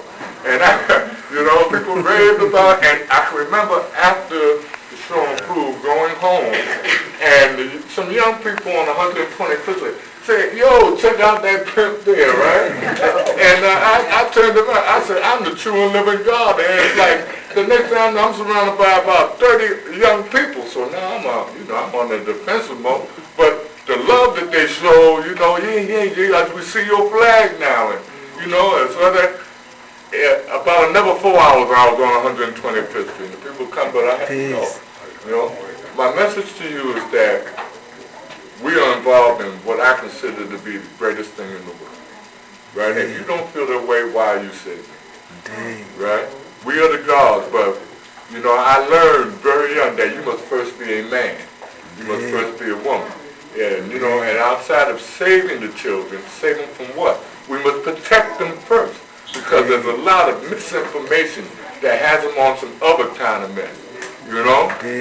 For me, it's about refining yourself, educating yourself to take these seats of power that are being held down by these criminals that are now in charge of our land. This is our land. And we're here not just for a piece of the pie, we're going to take the whole world. You know, like I said, brothers and sisters communicate from me from all over the world. We got gods and earths in Japan. You know, I get emails all the time, you know. I have a Facebook page, I have a website, you know, but I don't get on Facebook that tough unless I have something to say, because there's a lot of misinformation and garbage that comes over that social network. You know, and it saddens me that some of us will curse each other out on Facebook, but saying face to face it ain't gonna happen. You know what I'm saying? So it's about being real. It's about understanding what we're involved in, right? Allah stood for many things. He was able to get things done. You know, we must be Allah in this day and time, because we all have a message to impart to the people. There's no big me's or little I's in this nation. Some of us are more recognized, right? But some will sit down and not say a word, and I think sometimes that they are the wise. You know, because it's not what you say, it's what you do. You know, we hear these things all the time, and sometimes for many of us it seems like they're cliche, but they ring true. What you don't see today, you may see tomorrow. I can tell you all that my 40-something years in this nation, as much as I've learned, there's some things I had to unlearn in order to gain the insight that I have today, you know, about the adverse forces that are out here to destroy us. There's an out and out attack on the black. You know what I'm saying? Always, you know, we face high rates of unemployment, beaten, killed, out of door, locked away, getting football numbers. And who suffers for this? Our children suffer. You know, it seems like the black women no longer have anything, want to do anything, so they go on their own way. Some are going the gay way. Some are going this way. But for us, there's only one way. That is the way of the truth. You know, we must, as men, gain the respect of our women again. You know, the women on the platform. You know, many times I've had to intervene in arguments with brothers. You know, all right, I'm going to tell you, where you going with that baby? You know, you're a grown man. You got a 3-year-old, 2-year-old baby. Where you going with that baby? Leave that baby right there. Bill, maybe because arguments have come, misunderstandings are there, but the love and respect, that should never die. If I say I love you, then that's real. Right? Rasheen, I see Allah, now Allah, all of us have born kings. Right? We're all here to impart a clear message that the gods are here to bring about a different reality. You know? Because the one that we have gone through for so many years is not working for us. You know? I used to be very long-winded in my builder department. Now I say that, you know, it's not speaking a whole lot or trying to captivate an audience for hours, right? I write very well, I speak very well, you know, but I live well. I eat well. You know, I'm no angel, and I don't walk around like I could walk through that wall or I walk on water. You know what I'm saying? There are a lot of things. There's always room for improvement. That's Indeed. So, I'm going to say peace, it's an honor, and like I always tell everybody, you know, every one of us has a message within them. Do your best to find a way to have the people listen to you. You know, because like we used to say back in the day, there won't be no peace of God at the conference table, right? And what I see, you should see, but your understanding is yours. We all have the same lessons, the same foundation. But just like our children will grow to have their own understanding, you must live by what you understand. You make the choices in life, you stand by it. Because I want to tell you something, there's some things coming down that we will. Very few of us that really realize what's going on. We are at war. Indeed so. You know, but it's more of a spiritual war than a physical war. Indeed so. You know, and I'm not talking about anything that's spooky. Indeed so. You know what I'm saying? It's real. It's very real. Is real. Indeed so. Thank you, God, to nurture such an honor. Peace indeed. Peace indeed.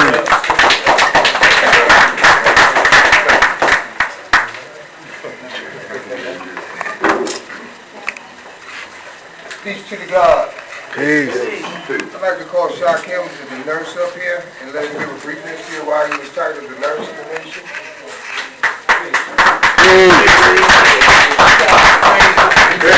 I'm Shakim.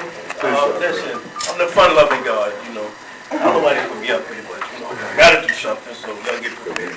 All right, the reason they call me the nurse of the nation, I used to have an after-hour spot. I used to do all kind of illegal things. And one of my babies told me they was gonna be like me, you know, and do the things I was doing. So I went to school.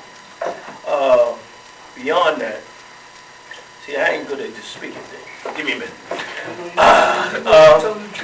Yeah. But listen, yeah. But I'm a knowledge seeker. Give me a minute. I don't be in the forum, you know. Hold on. I told him I was gonna make him laugh. Give me a minute. All right. But what I'm saying is the reason they call me the nurse of the nation. Ever since I went underneath the study of nursing, you understand? I bring it back to our nation. If you're sick and you don't understand what the doctor's telling you, you pick up the phone, call me. If I'm in your area, I'll come to your hospital, talk to that doctor, find out what's going on. You understand what I'm saying? I know their lingo. You may not know their lingo, so therefore you might get caught up in, quote unquote, not knowing. I'm going to tell you what's right and what's wrong. The reason they call me that, it's a bunch of Shakims in Medina. Everybody got a little handle to it. But ever since I had this nursing title, I've been bringing it back to the nation. So all I'm saying is, whatever you do in your life, remember, we're a reflection of not just you. My legal name is Allah. So when you come to my hospital, you can say, I need to see Allah, and they'll come find me.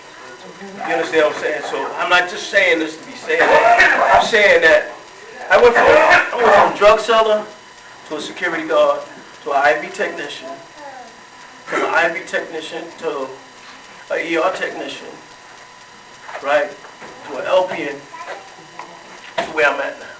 I went to school to be a social worker also. I'm an assistant social worker. I'm saying I did all of this from 32 years old until now, and I'm powered with wisdom. So don't never think y'all too old to learn nothing, and don't think you're too old to go to school. But what I did is because if you can bring it back to, I can bring it back to my family, I bring it back to them babies. Y'all tell them babies that they are the greatest, and teach them, and tell them that anytime they do something wrong, you can do better. You understand? You ain't got to always bust them in the head, because once they're there, they're going to start to rebel. Talk to them, build with them. Now, I ain't going to say they don't need a little spank now and then. They got to get that. You understand what I'm saying? But on the truthful side, you always think about them babies, and always think about yourself, because you don't want to be known as, or you say I'm a 5% and you walk around, and all they see is you doing negative. I can show you guards and nurses that's police officers. I can show you lawyers. I can show you doctors. You understand what I'm saying? And they walk around proudly saying they are 5%ers. You understand? This is a lost 5%. And the reason I'm like this, because these brothers back here. This brother here, at one time I asked him, I wanted to be a mortician. I went to him, God, listen, I was young, 16. I said, God, if I become a mortician, would I be part of that 28th degree? And God said, if that's what you want to do, do it. You understand what I'm saying? But I had enough sense in my head to say, listen, this is one of my elders. Let me check and see if I'm doing something wrong or not. See, you have to have the ability to, it's not going to work in one day. You understand? Growth and development, educating yourself. Bring something back. Don't just walk around, look, I'm God or I'm the earth. And I'm not pulling no punches because I love the earth. The earth, we don't exist. We need the earth just as much as she needs us. Don't even get it twisted. You understand what I'm saying? Because we need to reproduce and have our family and teach our family so that this here will always continue. You understand? So don't never let that be twisted that y'all, the earth is not, listen, that we don't love you. We really love y'all. You understand what I'm saying? So don't get it twisted. If they don't love you, time to get rid of him. Get somebody that's going to love you and build with that, because if the teachings tell you, you understand, we are forever inseparable, and this is the way we do it. But back at this nurse thing, like I said, if you have a jewel, and nursing is not being at 28th degree, we pulling pins out. We're not putting them in, we pulling them out. We educating you, we letting you know that you have the ability to be whoever you want to be. If there is an illness that you have, call somebody. If you know somebody in any field that can get somebody that know that field, call somebody. Because the doctor's job If you ever look at their handwriting, they write raggedy because when they go to court, they can make up their own story of what they did. There's no proof that you can read this. So that's why they do this. You understand? So that's why I follow up about my brothers and sisters to check behind what they did to make sure it's right. So. You know, and I just lost my brother Shasha, like they spoke about, Brown C. Shasha. I found out at the end of it, and personally I already spoke to his wife and explained to her she needs to have it investigated, because if you got poison from feces in your body, they didn't close a hole. So they created this death. You understand what I'm saying? Because I know that's the policy of what they have to do. If any human feces leak into your body, it can poison your other organs and you will die. That's the bottom line. So now if you tell me I just fixed something and the next day you die, you didn't fix it. You understand? So this is what, and I have the knowledge to speak on that. So this is what I'm saying. We need to bring our knowledge, whatever we know that's beneficial to this nation, bring it back, man. It might not seem like much, but believe me, to somebody it's a whole lot. You understand? I'm just Shakim. Love y'all. Peace. Peace. Thank you for the award. He ain't really tell it all. How do you tell it all? Don't leave me alone. Therefore, he's concealing it. Because, man, we didn't listen. We told enough. What you don't tell, you know, I always say. I know you always tell, because I I'm getting down worked on God. Listen, I worked on one of the guards. He came in, and he was in a bad state. The guard was there, and he seen me do all that I can do, and made the doctors do over and beyond what they had to do. You push the doctors and the nurses out there. I think it's fine. I'm not saying to God. Yeah, this is what we do. This is what we do. So, you know, if you got to do it, that's all that I'm saying. That's why, is that good enough? That part good enough now? You got it. All right. As long as I got it, you got it.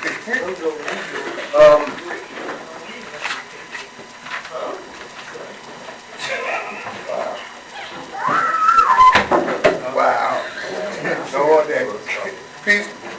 I'd like to put this certificate out to Ball King, who does the publication for the 5% newspaper. Okay.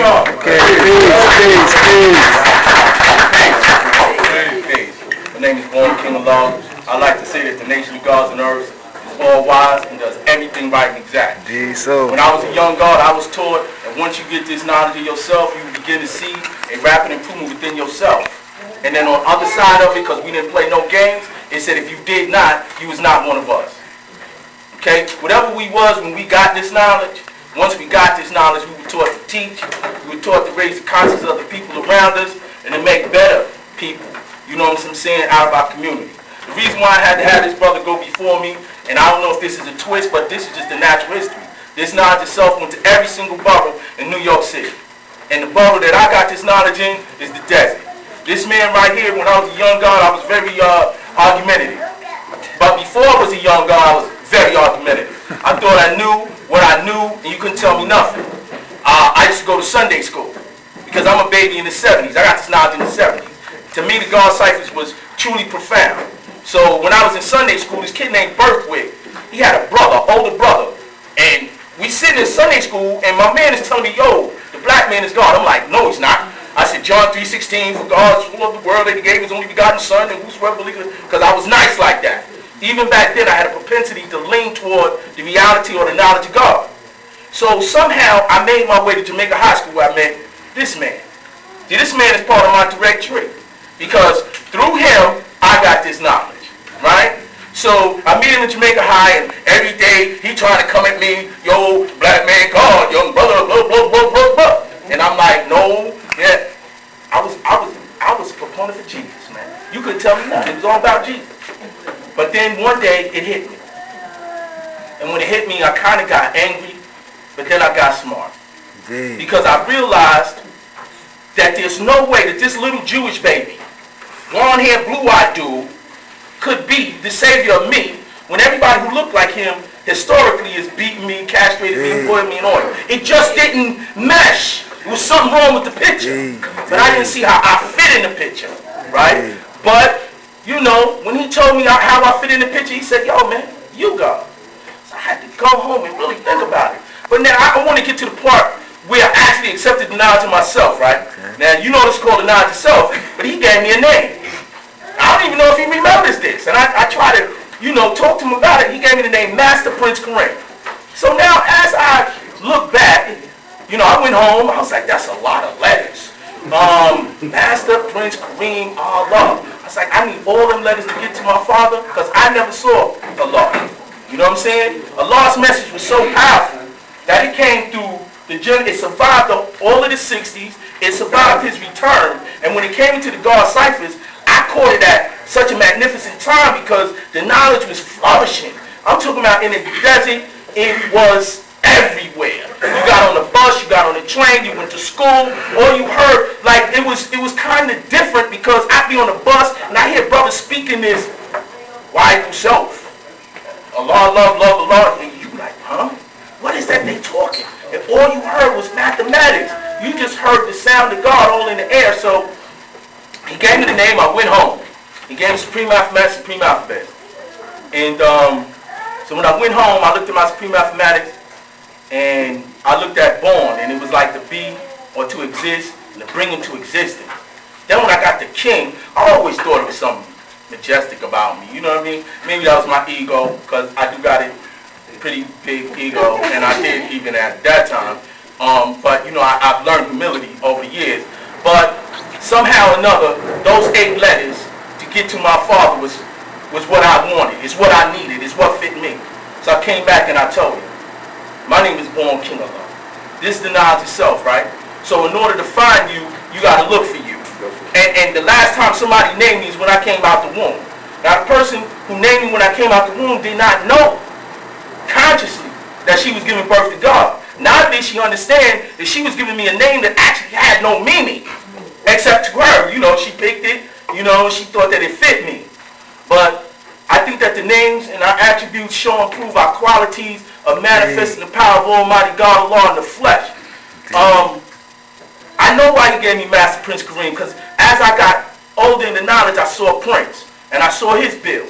And then I looked at Kareem, and I knew he was referring to Black Messiah. You know what I'm saying? So in my history coming up in the 70s, and I don't want to take a whole lot of time, but I am known to talk a lot. That was a joke. I was saying it before laugh. But listen. So I'm telling you, the dynamic energy of knowledge that was flowing through the desert was so powerful. Right? We have brothers from Pelon, right? Allah Mathematics, right? You know what I'm saying? And Justice Hakim, his man, I used to go to their house, listen to the last poets. I'm getting hyped because y'all right. What did God say? Boy, talking about racial problems. So, we was really hyped about, showing and proving our strength and our vitality because we knew that the brothers who came before us was no joke. So as God's coming up in the 70s, we couldn't play no games. And back in the 70s, this is my brother right here, Sincere, coming out of the desert. When you said the Lord, you walk, what was the Lord walk on? You understand me? It wasn't no, who, where, why, it was getting. So we got it. But it wasn't wrong, it was right. So I wound up doing 2.5 to 5 years. Okay? But I got it.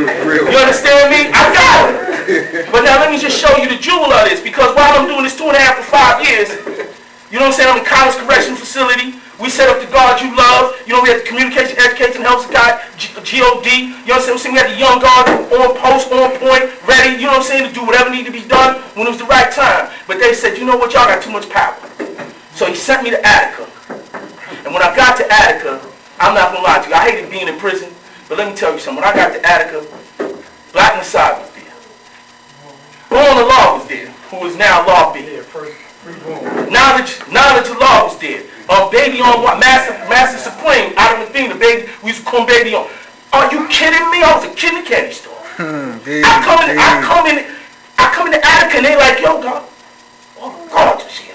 I was like, I couldn't wait to meet him because these are the gods that I read about in the history. Because I remember standing up in Fort Greene and reciting the history of Allah. You know what I'm saying? Because I was one of them gods. I refused to be a neighborhood god. You know them gods that you see, kind of like the internet gods of the day that only build on the internet. Then when they come to Universal Poland, it's like,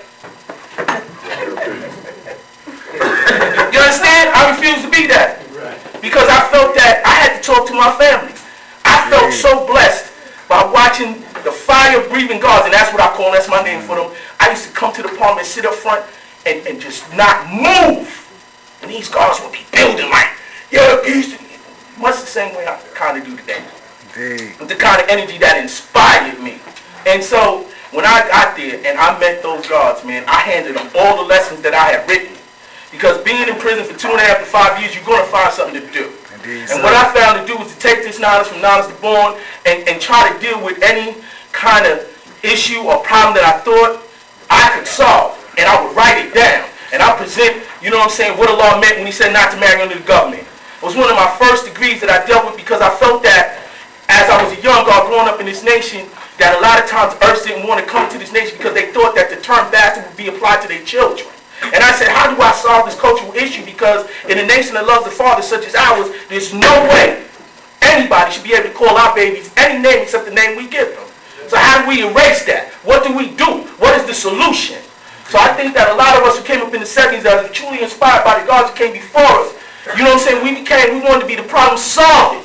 Because I had heard this agree, you know, the problem X, Y, and Z, in order to solve problems, be able to make himself a problem he's trying to solve. You know what I'm saying? I'm telling y'all that this knowledge really is a transitional vehicle. You understand what I'm saying? To make a bad man good.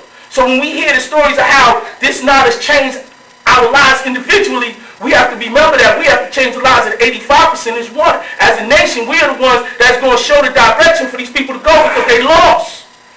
They're still caught up in who is the mystery God, don't understand that God has already come back. They still waiting for God. Don't you know that the Father came, God in the flesh came to this nation? We are the chosen people of God. Them fake Jew people talking about they the chosen people of God. You understand the only nation that was ever founded in peace was the one founded right here in New York City in 1964, 10-10. You understand me? So, even back in the days when you look at that New York magazine, and some of my older brothers will remember it, it said city on the eve of destruction. On one side was Mayor Lindsay facing to the left. He was on the upper left-hand side. In the middle was the Empire State Building. On the lower right was Allah. And you could see how Allah had the city on his back. And so when anybody comes to you today and talks about this nation as a gang or a security threat group, just refer them to that article. City on the eve of destruction in New York. You understand me? Because what they said, what the mayor said, what the mayor's man said, was that Allah and his prophet said were very much focused on education and were responsible for saving New York City. So what's gangster about that?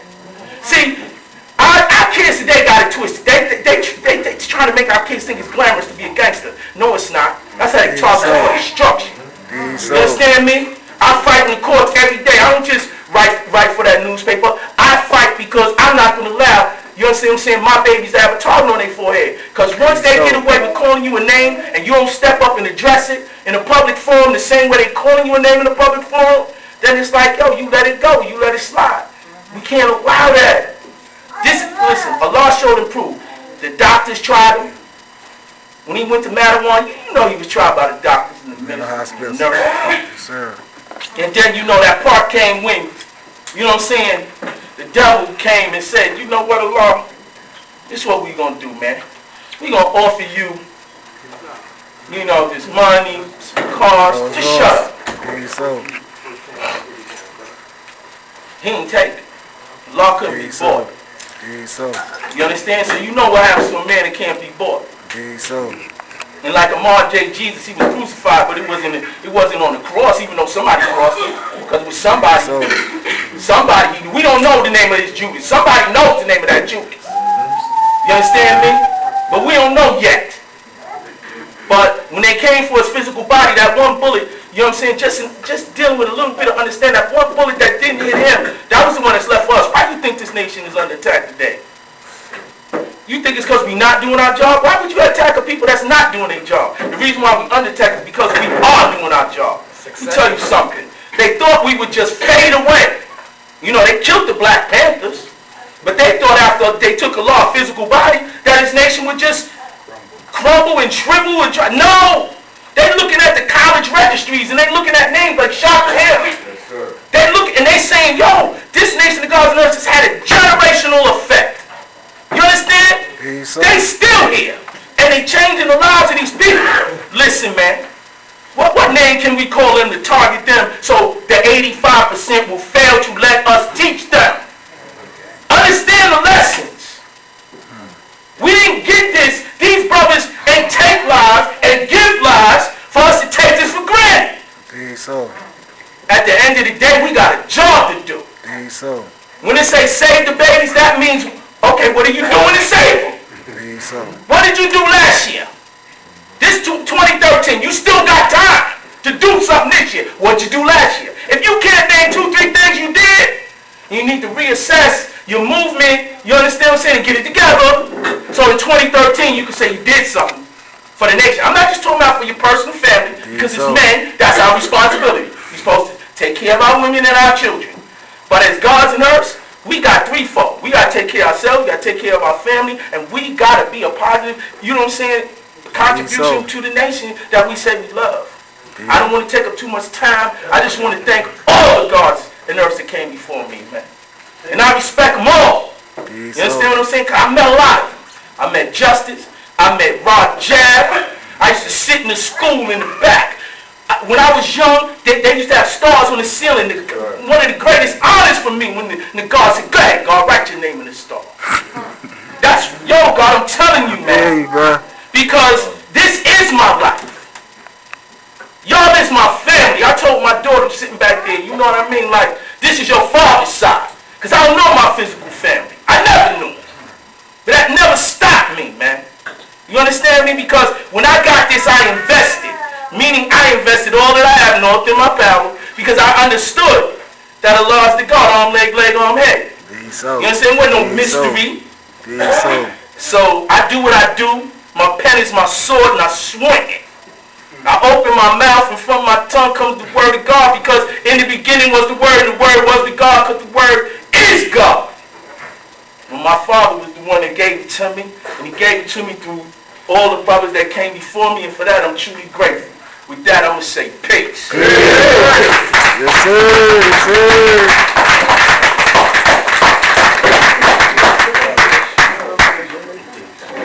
We have another guy here from the 70s. Like to win a few crowns. He's going to give me one day, God. That was you said, God. Peace, God. Peace, God. Peace to the nation. Peace indeed. Peace indeed. I know a couple of brothers, a lot of brothers don't know me, but a lot of brothers do know me that I have met over the years in this nation. And being that we come from Queens, we are always, you know, out. We're not one that easily join into every borough, but we come together to build as one. You know, so I met a lot of brothers from Medina. That was really where I started to really build in this nation. But I got knowledge in 1974 out in Jamaica, Queens.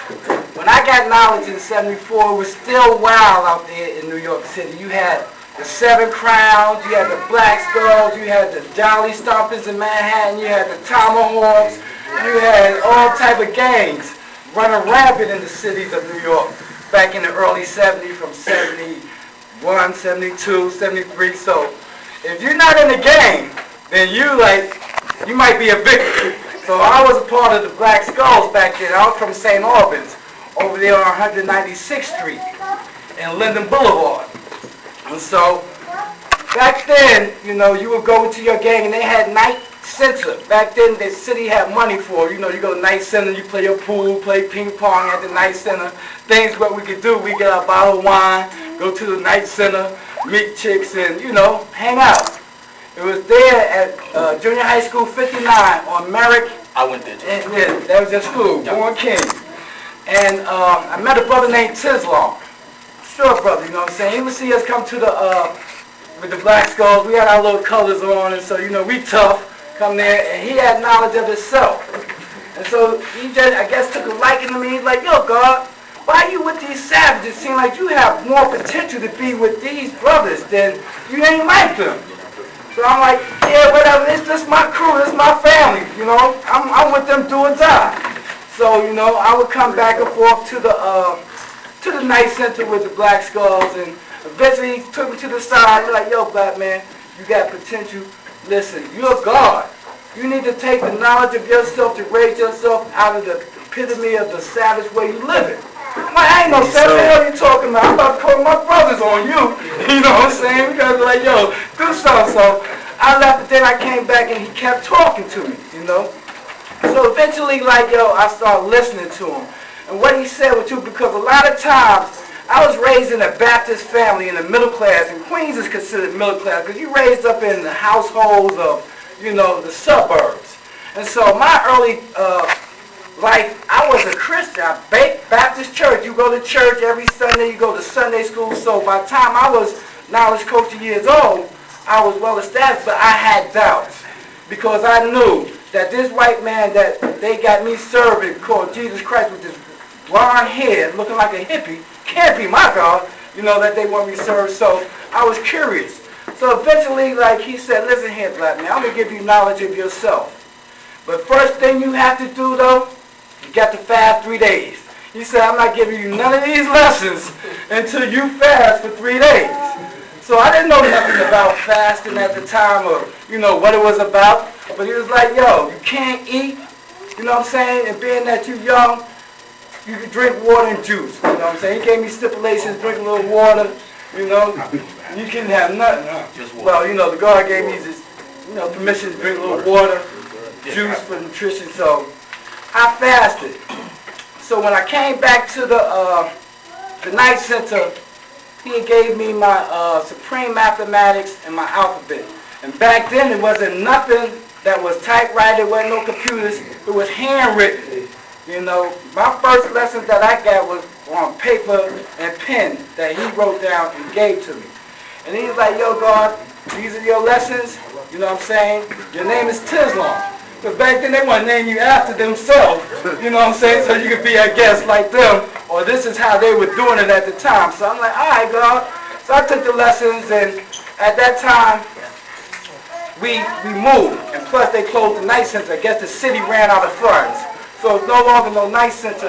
And being that I was the only one the brother came to, the rest of the Black Skulls, they were still Black Skulls in my neighborhood.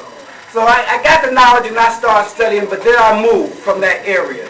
I moved to South Ozone Park, over on Rockaway Boulevard. Now you got, back then it was like in 1976, so you had a transition of the gangs were dying out in the city. So you had a lot of the gangs that were leaving the city and starting to get knowledge of yourself. Because in New York, you had a lot of Seven Crown cats who got knowledge of themselves back then, but they thought it was a gang too, because they're not here today. You know what I'm saying? And so I met brothers, Raleigh, Big Raleigh, Little Raleigh from Rockaway Boulevard. I met Bar Sham, Young God, Father Taheen. Father Taheen is still around today, Brother Jamel. And we started building and started having our parliaments in Lincoln Park and Ajax Park. We would have parliaments. And then I was like, to God here, when you're from Queens, you're not just situated in one borough. And see, I had got kicked out of high school at an early age. So I was at Francis Lewis in high school. But the white folks wasn't having me out there. So they kicked me out. And not only did they kick me out of one high school in Queens, they expelled me. So I had to go to 600 school, which is an all-boys school, you know what I'm saying, up in Manhattan. So that's when I started traveling up to Mecca and meeting brothers as I traveled to Mecca. So once I got knowledge, I started meeting different people and going different places. I didn't just get knowledge and just be, you know, stationary in one place. And that's how I am today. Like I got here by myself. I came by myself, and that's how I learned to travel by myself. So I would start, you know, I took this knowledge and I started building elsewhere, and I started meeting gods elsewhere because I didn't want to be in a group where I got this knowledge and I'm just in my neighborhood.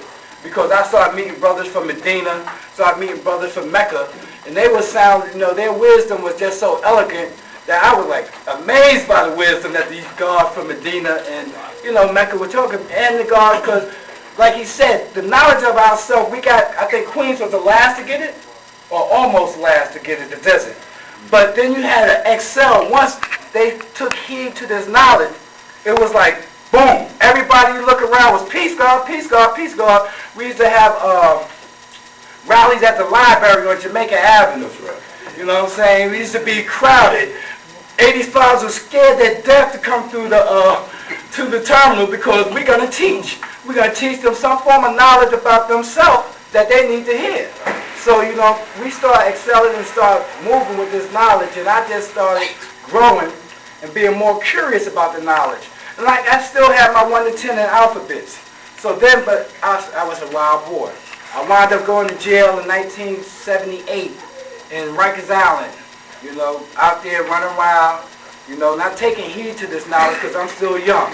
I'm 16 years old, but I still have that savage 85% skull mentality. I was a black skull, remember? So I still had those ways. I hadn't refined myself to the coach of our God to know better than the things that I was doing because I didn't have the full understanding to 120 or the lessons. So I caught a bid in 78. And I was in Rikers Island and I met a brother named Powerful from Medina, Lord Powerful from Brownsville. You know, and me and him got together and we started building a lot. You know, I started learning more about the nation of the 5% because by the time I got the knowledge in 74, the nation already was 10 years old. You know what I'm saying? So by the time I got it, I didn't have a full understanding of what the purpose was for this nation to start and what was the main objective of us as young gods and purpose of what we are supposed to do with this knowledge. So once I, you know, met the God, came home in 79, and I continued to build, you know. Then I met the sister Ajamine in 80. And that's when I met the God right here, Rashid, because I met him, Rashid, old man Rashid, Big Hasib, Kahim was with you. I think you remember, God. And I was a young God, so I started building, and they were like, yo, God, where you from? You know, and they just had a positive love where they didn't come at me with like, yo, God, how you see today mathematics in a negative form? They came like, yo, peace, God, how you know, where you from and how long you had knowledge, and, you know. All right, God, take this knowledge and do the right thing with it. So the current that they came in just encouraged me to want this knowledge even more. And like when I met Ajamine, she already had 6 seeds. You know what I'm saying? And I was like a young God, but I took, you know, the hand that I was dealt. Maybe Allah wanted this for me, so me and her started building, and I started like teaching her seeds, and in the same time, I started teaching myself. And that's when I learned 120, and I think about 81, when I really like, yo, buckled down, and I finally had learned my 120 lessons. And so I took this mathematics and these degrees, and I like start to be, you know, not fully conscious of my behavior. I was conscious, but not fully conscious of the actions of my behavior because I'm still running around with a guard you. You know what I'm saying? I'm running around from Jamaica, Queens. That's how we were from Queens. A lot of us, I grew up in the era when there wasn't no drug dealers. We were stick-up kids. You know what I'm saying? And we were cats that took that gun. You know, weren't afraid to bust. Well, I wasn't at least. And so I went out to Brooklyn, but I started meeting Father Divine. I met Father Divine out there in Brookline and Prince Love from Starlight City. And we started having different like parliaments and civilization class. So I started refining my culture, which is myself and I God. And I learned to like take this lesson, you know, take this nation more seriously and to know what my purpose is, and I have a responsibility and duty as a civilized person to teach all the human family of the planet Earth. So I took this knowledge, and I still was not out of my ways of the savage person that I was as a black skull. So in 82, we out in Jamaica, Queens, me, the Godfather Sharif from Linden Houses, and Magnetic from Brookline. We out there in South Jamaica, 40 projects. Mm-hmm. You know what I'm saying? And we out there hanging out. We out there, I knew a sister from out there, and the guards went to the store. And back then, sheepskins and bombers was out in 81, 82. You know, we were so, you know, the guards always be sharp. Wherever we at, God, we sharp. You know what I'm saying? We got on something that can bring attention to the 85% because that's how we build. So we out there in 40 projects, and next thing you know, the Corleys, you know, the Corley, Kilo and them over there. Yeah, Ducky and them from the projects, you know, but it wasn't them.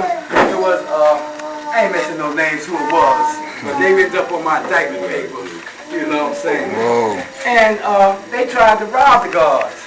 And I'm like, yo, what, you know, I was in the apartment chilling, you know, with the wisdom that I was building with, and they came back because they were going to the store just to get some born.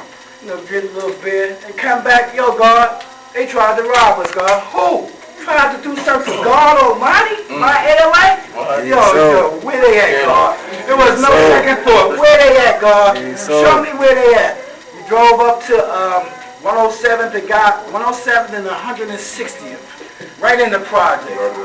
Right on the corner store. You know where I'm talking about. Where they at, God? That's them. Took out my guard shoe, and I just started busting at them. You know what I'm saying? And at the time, this brother named OJ had just got murdered over there. And so, undercover police was out. So they took us on a high-speed chase. We like, yo, we got in the car, and we from Medina now. These were Medina guards, and so we trying to get back to Medina because I was out living in Brookline Project. So they had the 5-0 after us, ambulance, all type of people just chasing us because, see, what they did was, the police said we shot at them.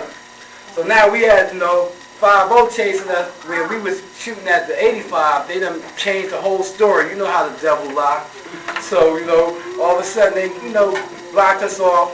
I wound up going back to jail again. You know what I'm saying? But that was the last time I went to the penitentiary. That was in 1983. You know? And that's when I met a couple of guys doing my bid. I met Born King, and Born King was one of the wisest brothers that I came across. Because when I met Born King in the P9, you know, this guy had like composition books, about 3 books with nothing but lessons, you know, and the guy writes so small, you know what I'm saying?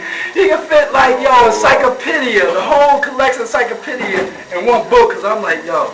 And so I met Born King, you know, and we started building, because we was both going through transitions of court, and we was at Pilgrim State. You know, and we just started building in the garden. Then I continued to teach myself how to be refined, and then I wound up in Sing Sing. When I wound up in Sing Sing, I was up there with Firstborn, Prince Allah, Kundalini, his brother E now, Old Man Saladin, you know, Divine, brother named Sabu, Big Sharif from Medina, you know. And we start building, we start making classes, and we start like having, you know, civilization classes and setting up different things to do once we hit back the street. Because once I hit back the street in '86, the crack game was at its height.